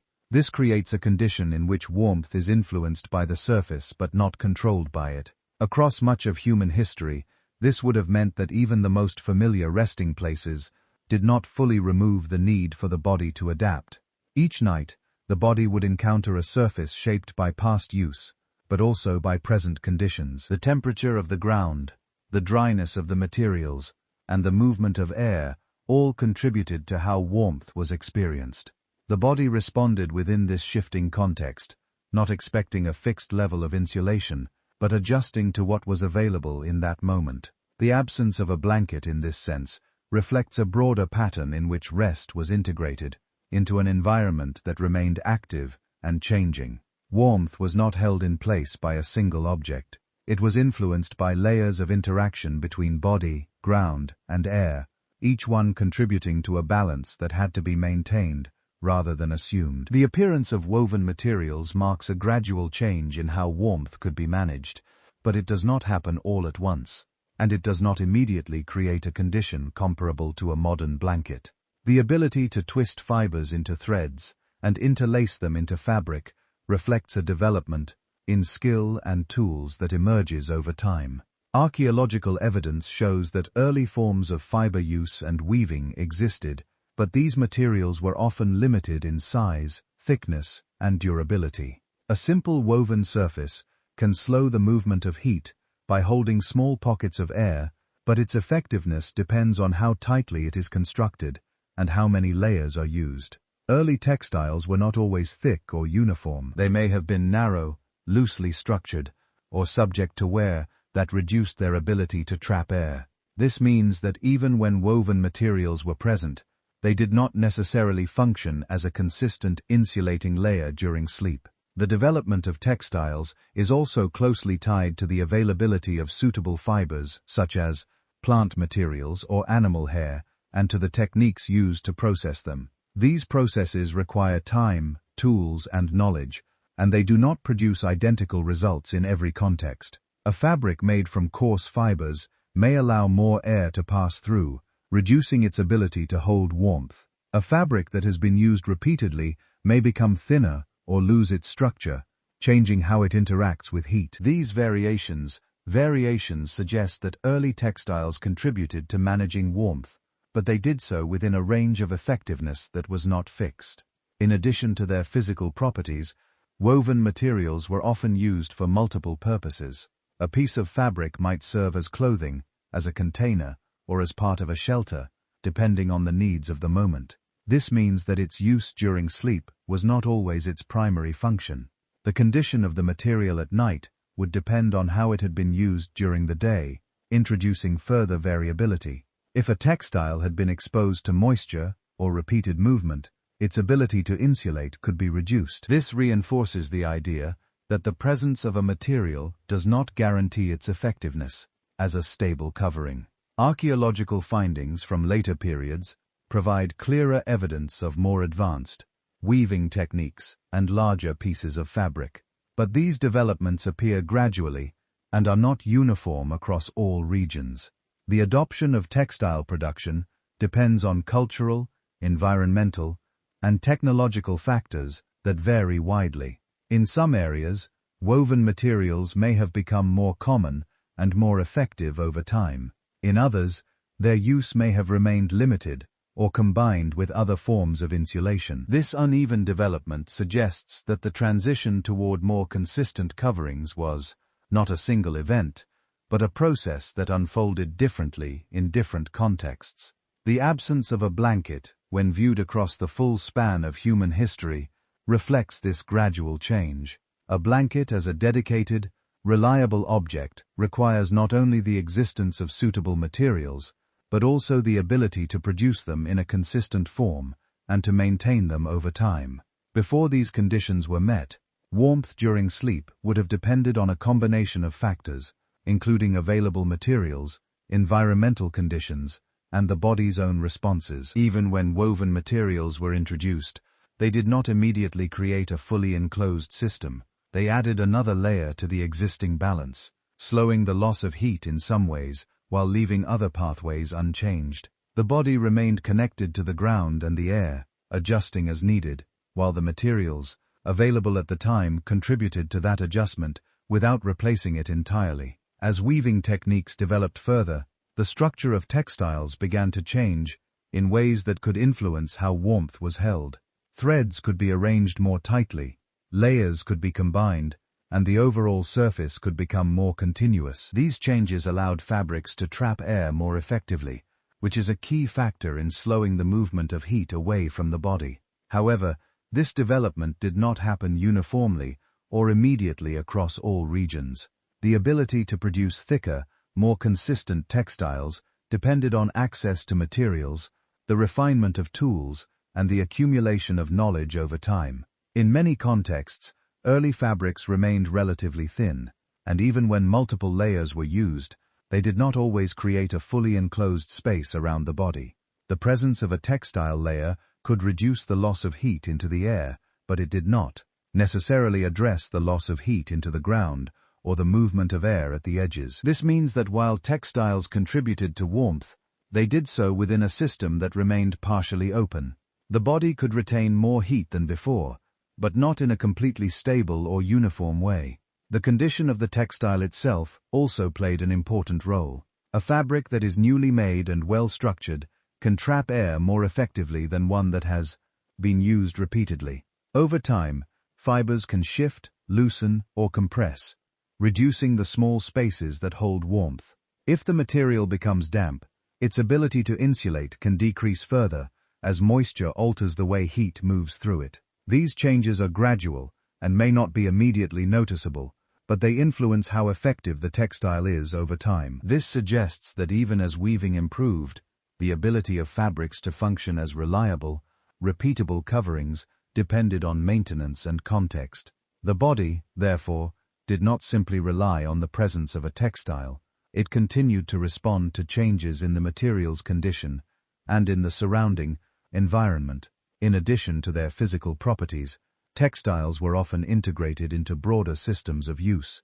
A woven piece might be worn during the day and used as a covering at night, or it might serve as part of a shelter or storage system.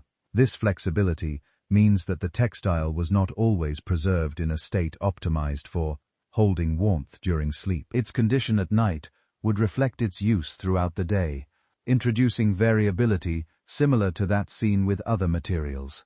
Archaeological evidence from later periods shows an increase in the presence of woven goods, suggesting that textile production became more widespread and refined over time. However, this increase does not imply that all communities had equal access to thick, insulating fabrics. The distribution of materials and techniques varied, and the effectiveness of textiles as a source of warmth would have reflected these differences.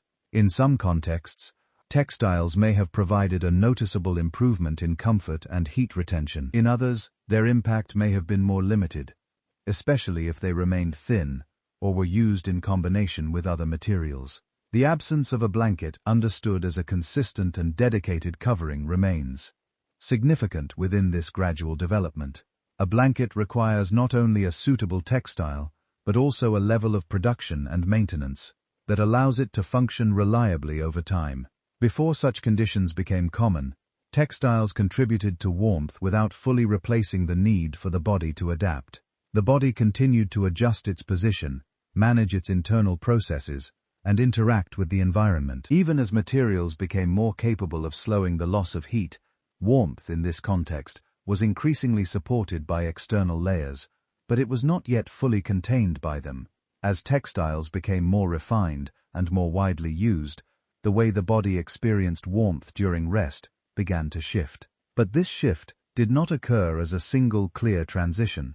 It unfolded gradually, shaped by differences in environment, access to materials, and the ways in which those materials were integrated into daily life. In some contexts, thicker fabrics or multiple layers may have allowed the body to retain warmth more effectively, reducing the need for constant adjustment during the night. In others, textiles may have remained limited in size or density, offering only partial insulation that changed with use and condition.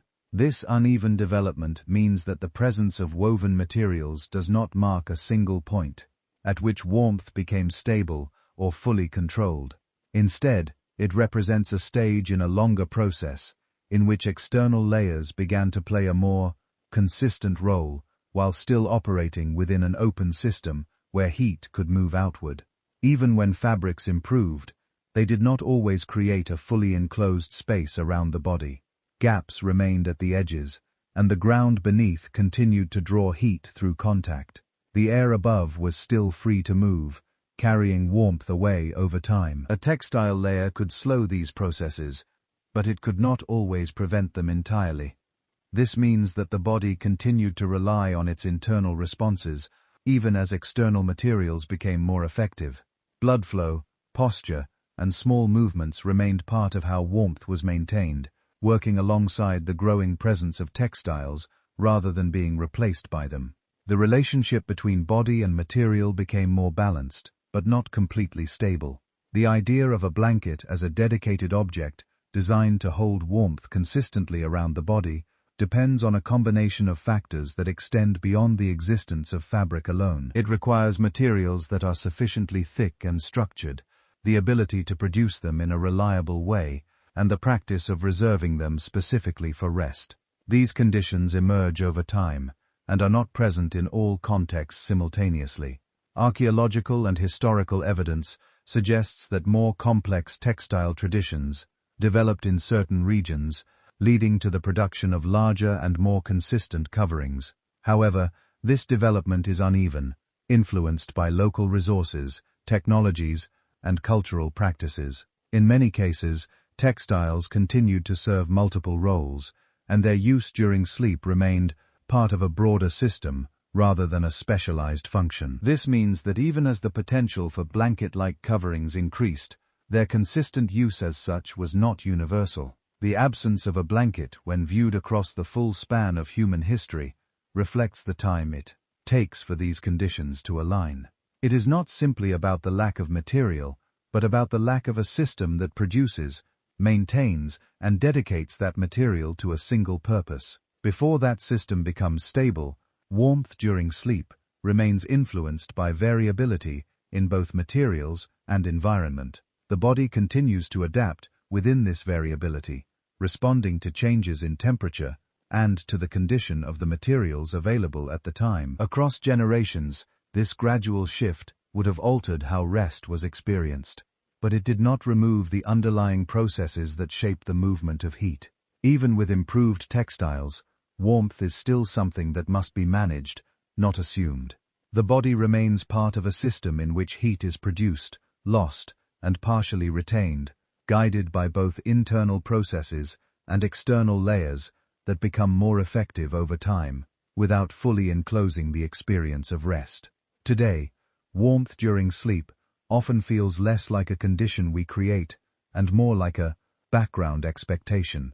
A room is closed, layers are already prepared, and the body enters rest inside an environment that has been arranged in advance to reduce disturbance. Because of this, the moment of slight cooling that appears before sleep is usually brief. The body notices it, but the surrounding materials respond almost immediately. A blanket holds warmth close. The bed reduces contact with the colder surface below, and the air around the body becomes part of a small, controlled space. Over time, this arrangement changes what comfort feels like. The body still carries the older mechanisms of heat regulation, but it depends less visibly on them. Warmth appears to be present by default, even though it is still being created and preserved through layers that have been built around the body. This changes not only the physical experience of sleep, but also the expectation of what sleep should feel like. Rest begins to seem incomplete if warmth is not stable.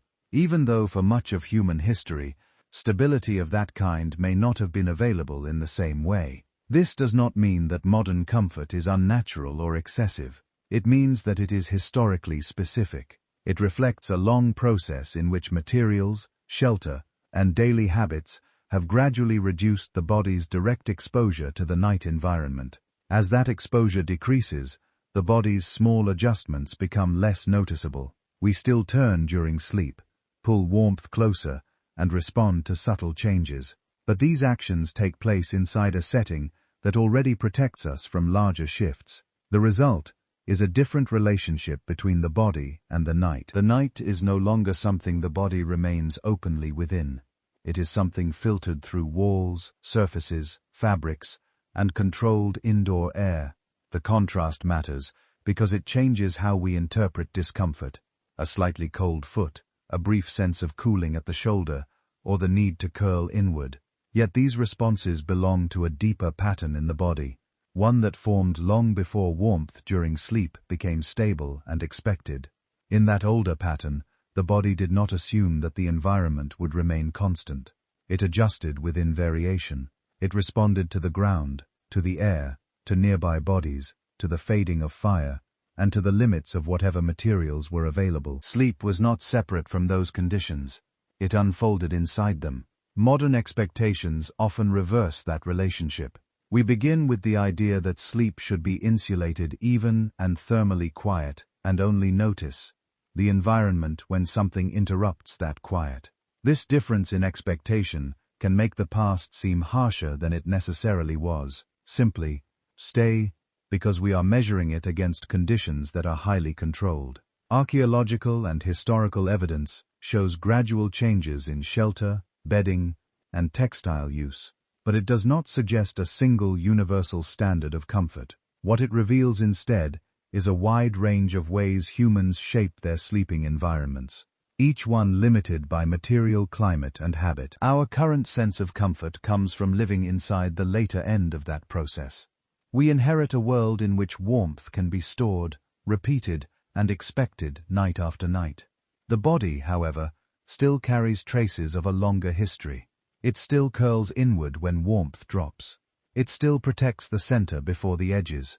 It still responds to the night, as if warmth was something that must be maintained, rather than assumed. In this way, modern comfort does not erase the older human experience. It covers it, softens it, and makes it easier to forget. But the body has not entirely forgotten, and small moments of coolness before sleep still reveal how recent our thermal certainty may be. When warmth becomes something that is consistently available, the body begins to treat it as a condition that should not change.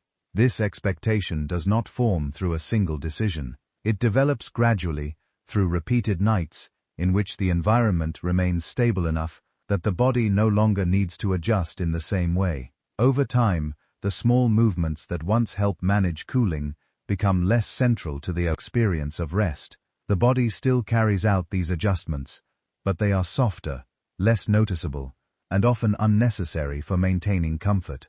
As a result, stillness begins to feel more complete.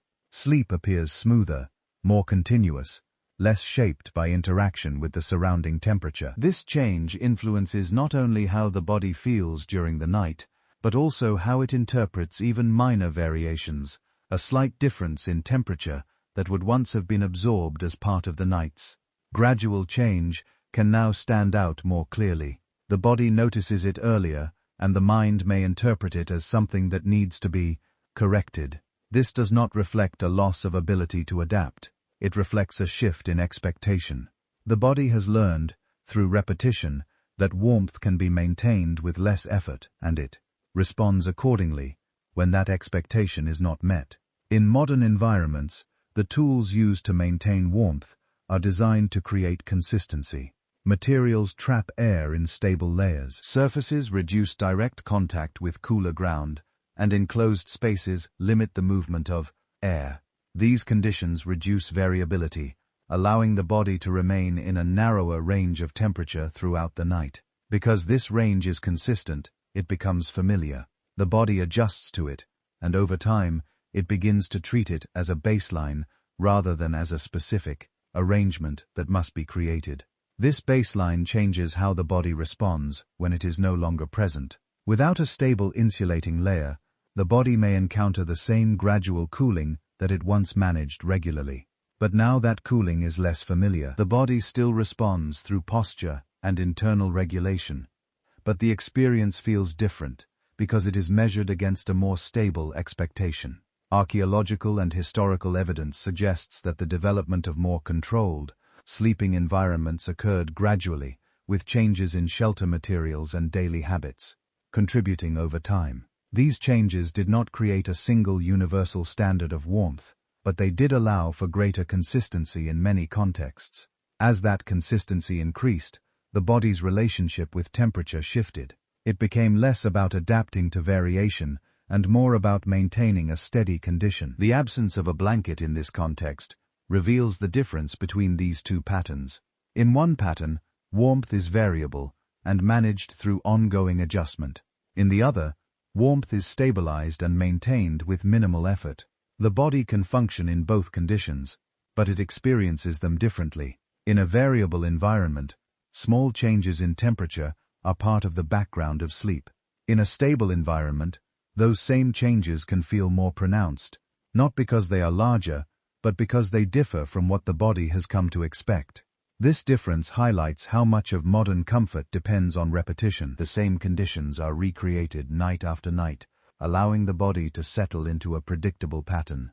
Without that repetition, the body returns to a more dynamic form of rest, one in which warmth is not held in a fixed state, but moves gradually, and the body adjusts within that movement. This does not mean that one pattern is better than the other, It means that they reflect different relationships between the body and its environment, shaped by the conditions in which sleep takes place. As modern sleeping environments become more controlled, the idea of comfort gradually shifts from something negotiated to something assumed.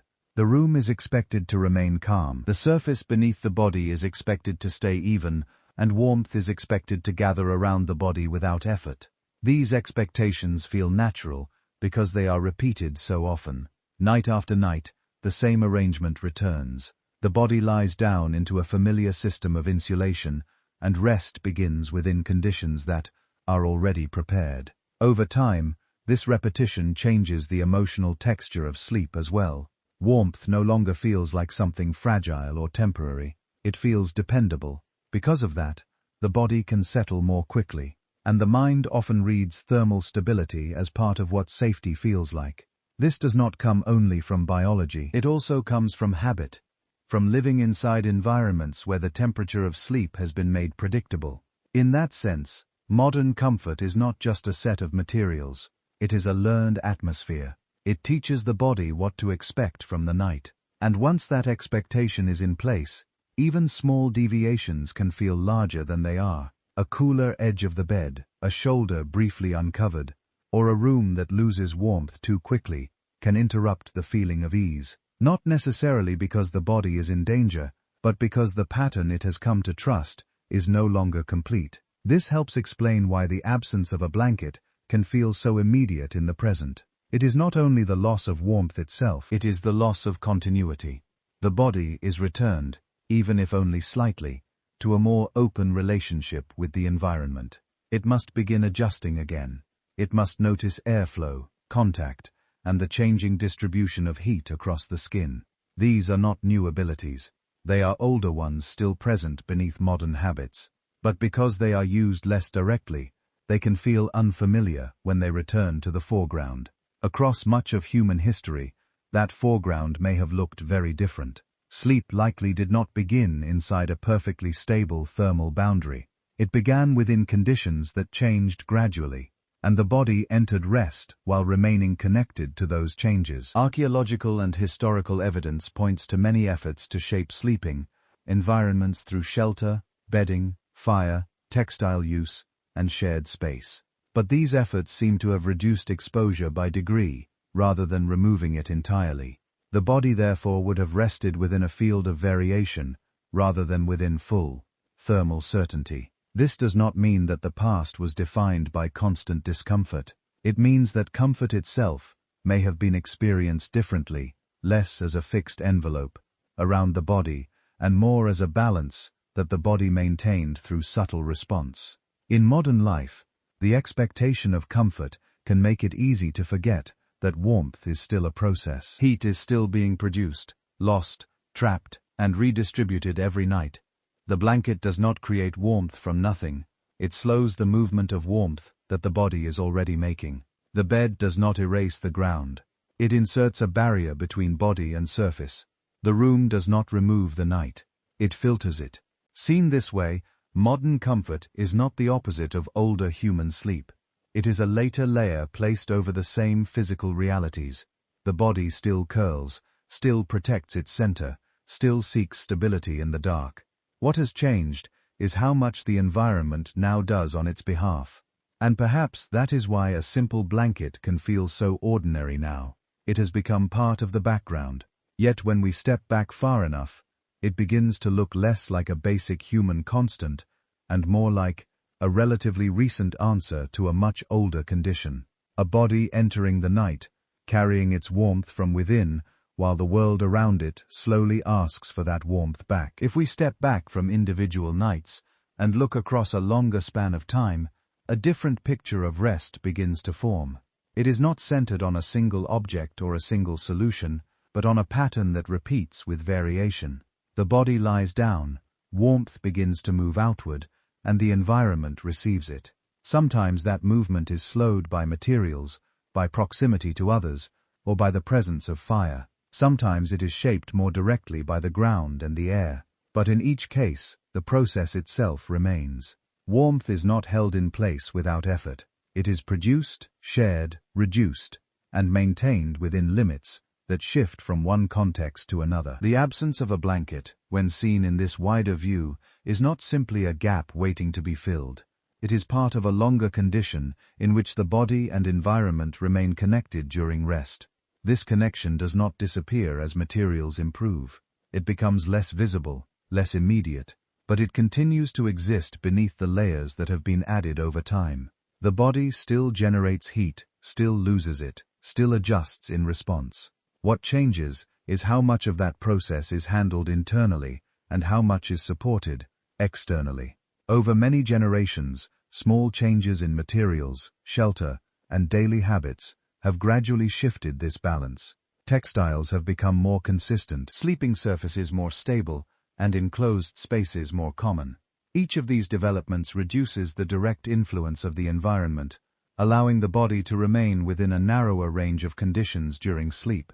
But none of them remove the underlying exchange of heat. They alter its pace, its visibility, and its effect, but the process itself remains present. This suggests that the question is not only why blankets were absent for much of human history, but how the body functioned within that absence. The evidence points to a system of adaptation, rather than a single solution. The body used its internal mechanisms, adjusted its position, responded to the presence of others, and interacted with materials that were available at the time. None of these elements provided complete insulation on their own. Together, they created a balance that allowed rest to occur within an environment that remained open and changing. Archaeological findings, environmental studies, and biological understanding all support this view, not by offering a single unified answer, but by showing how different pieces fit together. Surfaces were prepared, but not sealed. Fires were used, but not constant. Materials were gathered, but not always stable. The body remained central, responding to each of these elements in ways that did not eliminate the movement of heat, but worked within it. In this sense, the absence of a blanket does not point to a lack of knowledge or a missing step in development. It reflects the conditions in which people lived, conditions where warmth was managed through a combination of factors rather than contained by a single object. As we move toward the end of this exploration, the pattern becomes clearer. The body does not need a perfectly stable environment to rest. It needs a range within which it can maintain balance. That range has shifted over time, becoming narrower and more controlled in many modern contexts. But the capacity to adjust within variation has not disappeared. It remains part of how the body functions, even when the environment is more stable. The presence of a blanket changes the experience of warmth, but it does not create warmth from nothing. It slows a process that has always been there, and without it, the body returns to a form of rest that is more directly connected to the environment, where warmth is not assumed, but continuously maintained within a system that has existed far longer than any single material designed to hold it in place.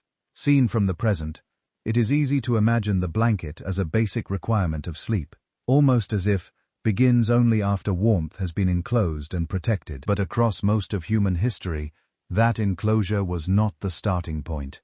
Rest often began before the environment had been fully separated from the body, and the body entered sleep while remaining exposed in varying degrees to air, ground, season, and the condition of whatever materials were available.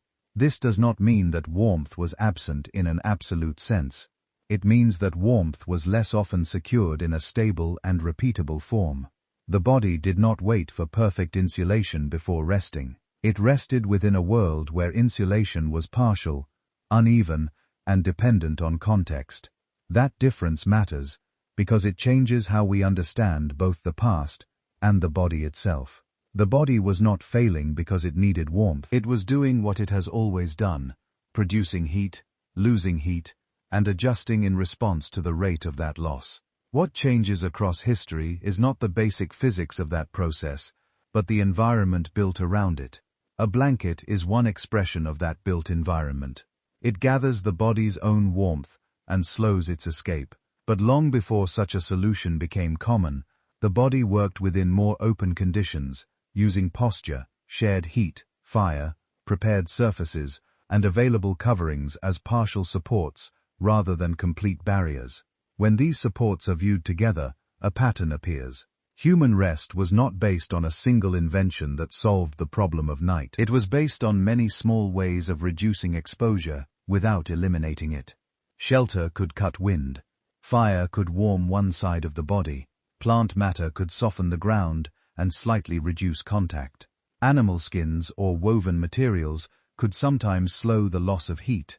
Nearby bodies could create a warmer pocket of air. None of these by themselves fully enclosed the sleeper in the way a modern blanket often does, but together they could shift the balance enough for rest to continue. This helps explain why the title should not be treated as a rigid conclusion. To say that most of human history slept without a blanket is not to say that no one ever used coverings, or that every night was equally cold, or that the body simply endured discomfort without adaptation.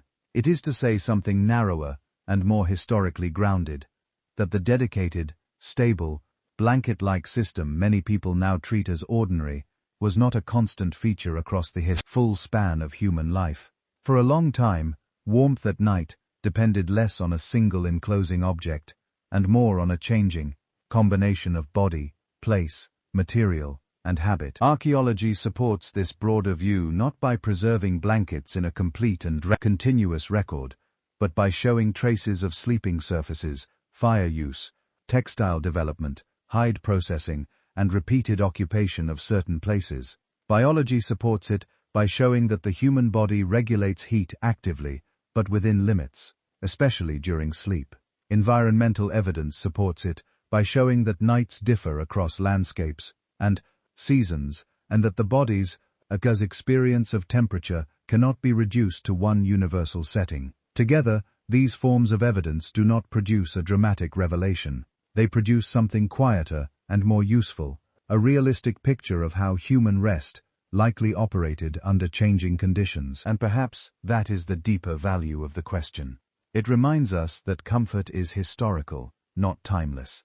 It reminds us that the body we carry into bed each night is older than the material surrounding it, and it suggests that what feels ordinary now may actually be a very recent arrangement placed over a much longer human story, one in which sleep was never fully separated from the slow, patient work of staying warm. In the end, the question is not whether humans somehow forgot to invent comfort or whether the past was defined by a simple lack. It is quieter than that, and in some ways more revealing. For most of human history, sleep appears to have taken place inside a world that remained physically present to the body. The ground continued to draw heat. The air continued to move. Fire, when available, warmed only partly and unevenly. Materials that could soften or cover the body existed at times, but not always in forms that were stable, thick, dry, or reserved only for sleep. The body met these conditions not with perfect control, but with adjustment. It curled, shifted, conserved heat at the center, shared warmth when others were near, and rested within a range rather than inside a sealed layer of certainty. That may be the most useful way to understand the long human story behind a blanket. A blanket is not merely a soft object placed over the body. It is a technology of thermal stability. It gathers the warmth the body is already making and slows its escape. It turns an open night into a smaller, more predictable space. And because that space is now common, it is easy to mistake it for something timeless. But history suggests otherwise. What feels basic to us may be relatively recent in its full stable form. The deeper continuity is not the blanket. It is the body itself, still carrying an older logic beneath modern comfort. It still protects the center first. It still responds to exposed skin. It still searches for reduced contact and more stable warmth. In that sense, the body has preserved a memory. The culture slowly softened. This does not mean we should romanticize the past or treat discomfort as more authentic than comfort.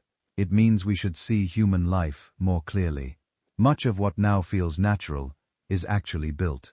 Much of what feels missing in a colder room is not weakness, but the reappearance of an older physical relationship between body and environment. There is value in recognizing that it makes ordinary things visible again. A blanket, a bed, a closed room, a layered sleeping surface, a night protected from moving air. These are not trivial luxuries when viewed across deep time. They are part of a long human effort to reduce exposure, to make rest more stable, and to move sleep gradually away from the raw conditions in which it once unfolded. And perhaps that is the quiet lesson hidden inside this subject. Human beings have always lived between biology and invention. The body sets the terms, but culture slowly changes the conditions. We do not escape the night completely. We learn generation by generation how to soften its reach. So when you pull a blanket closer and feel the body settle, you are not performing an unchanging ritual from the beginning of time. You are taking part in a very long history of small solutions to an old problem. How to let a warm, vulnerable body rest in a world that is always patiently trying to cool it. And if that is true, then perhaps the final question is not only why so much of human history slept without a blanket, but what other parts of our lives still feel timeless only because we have forgotten how recently they were built.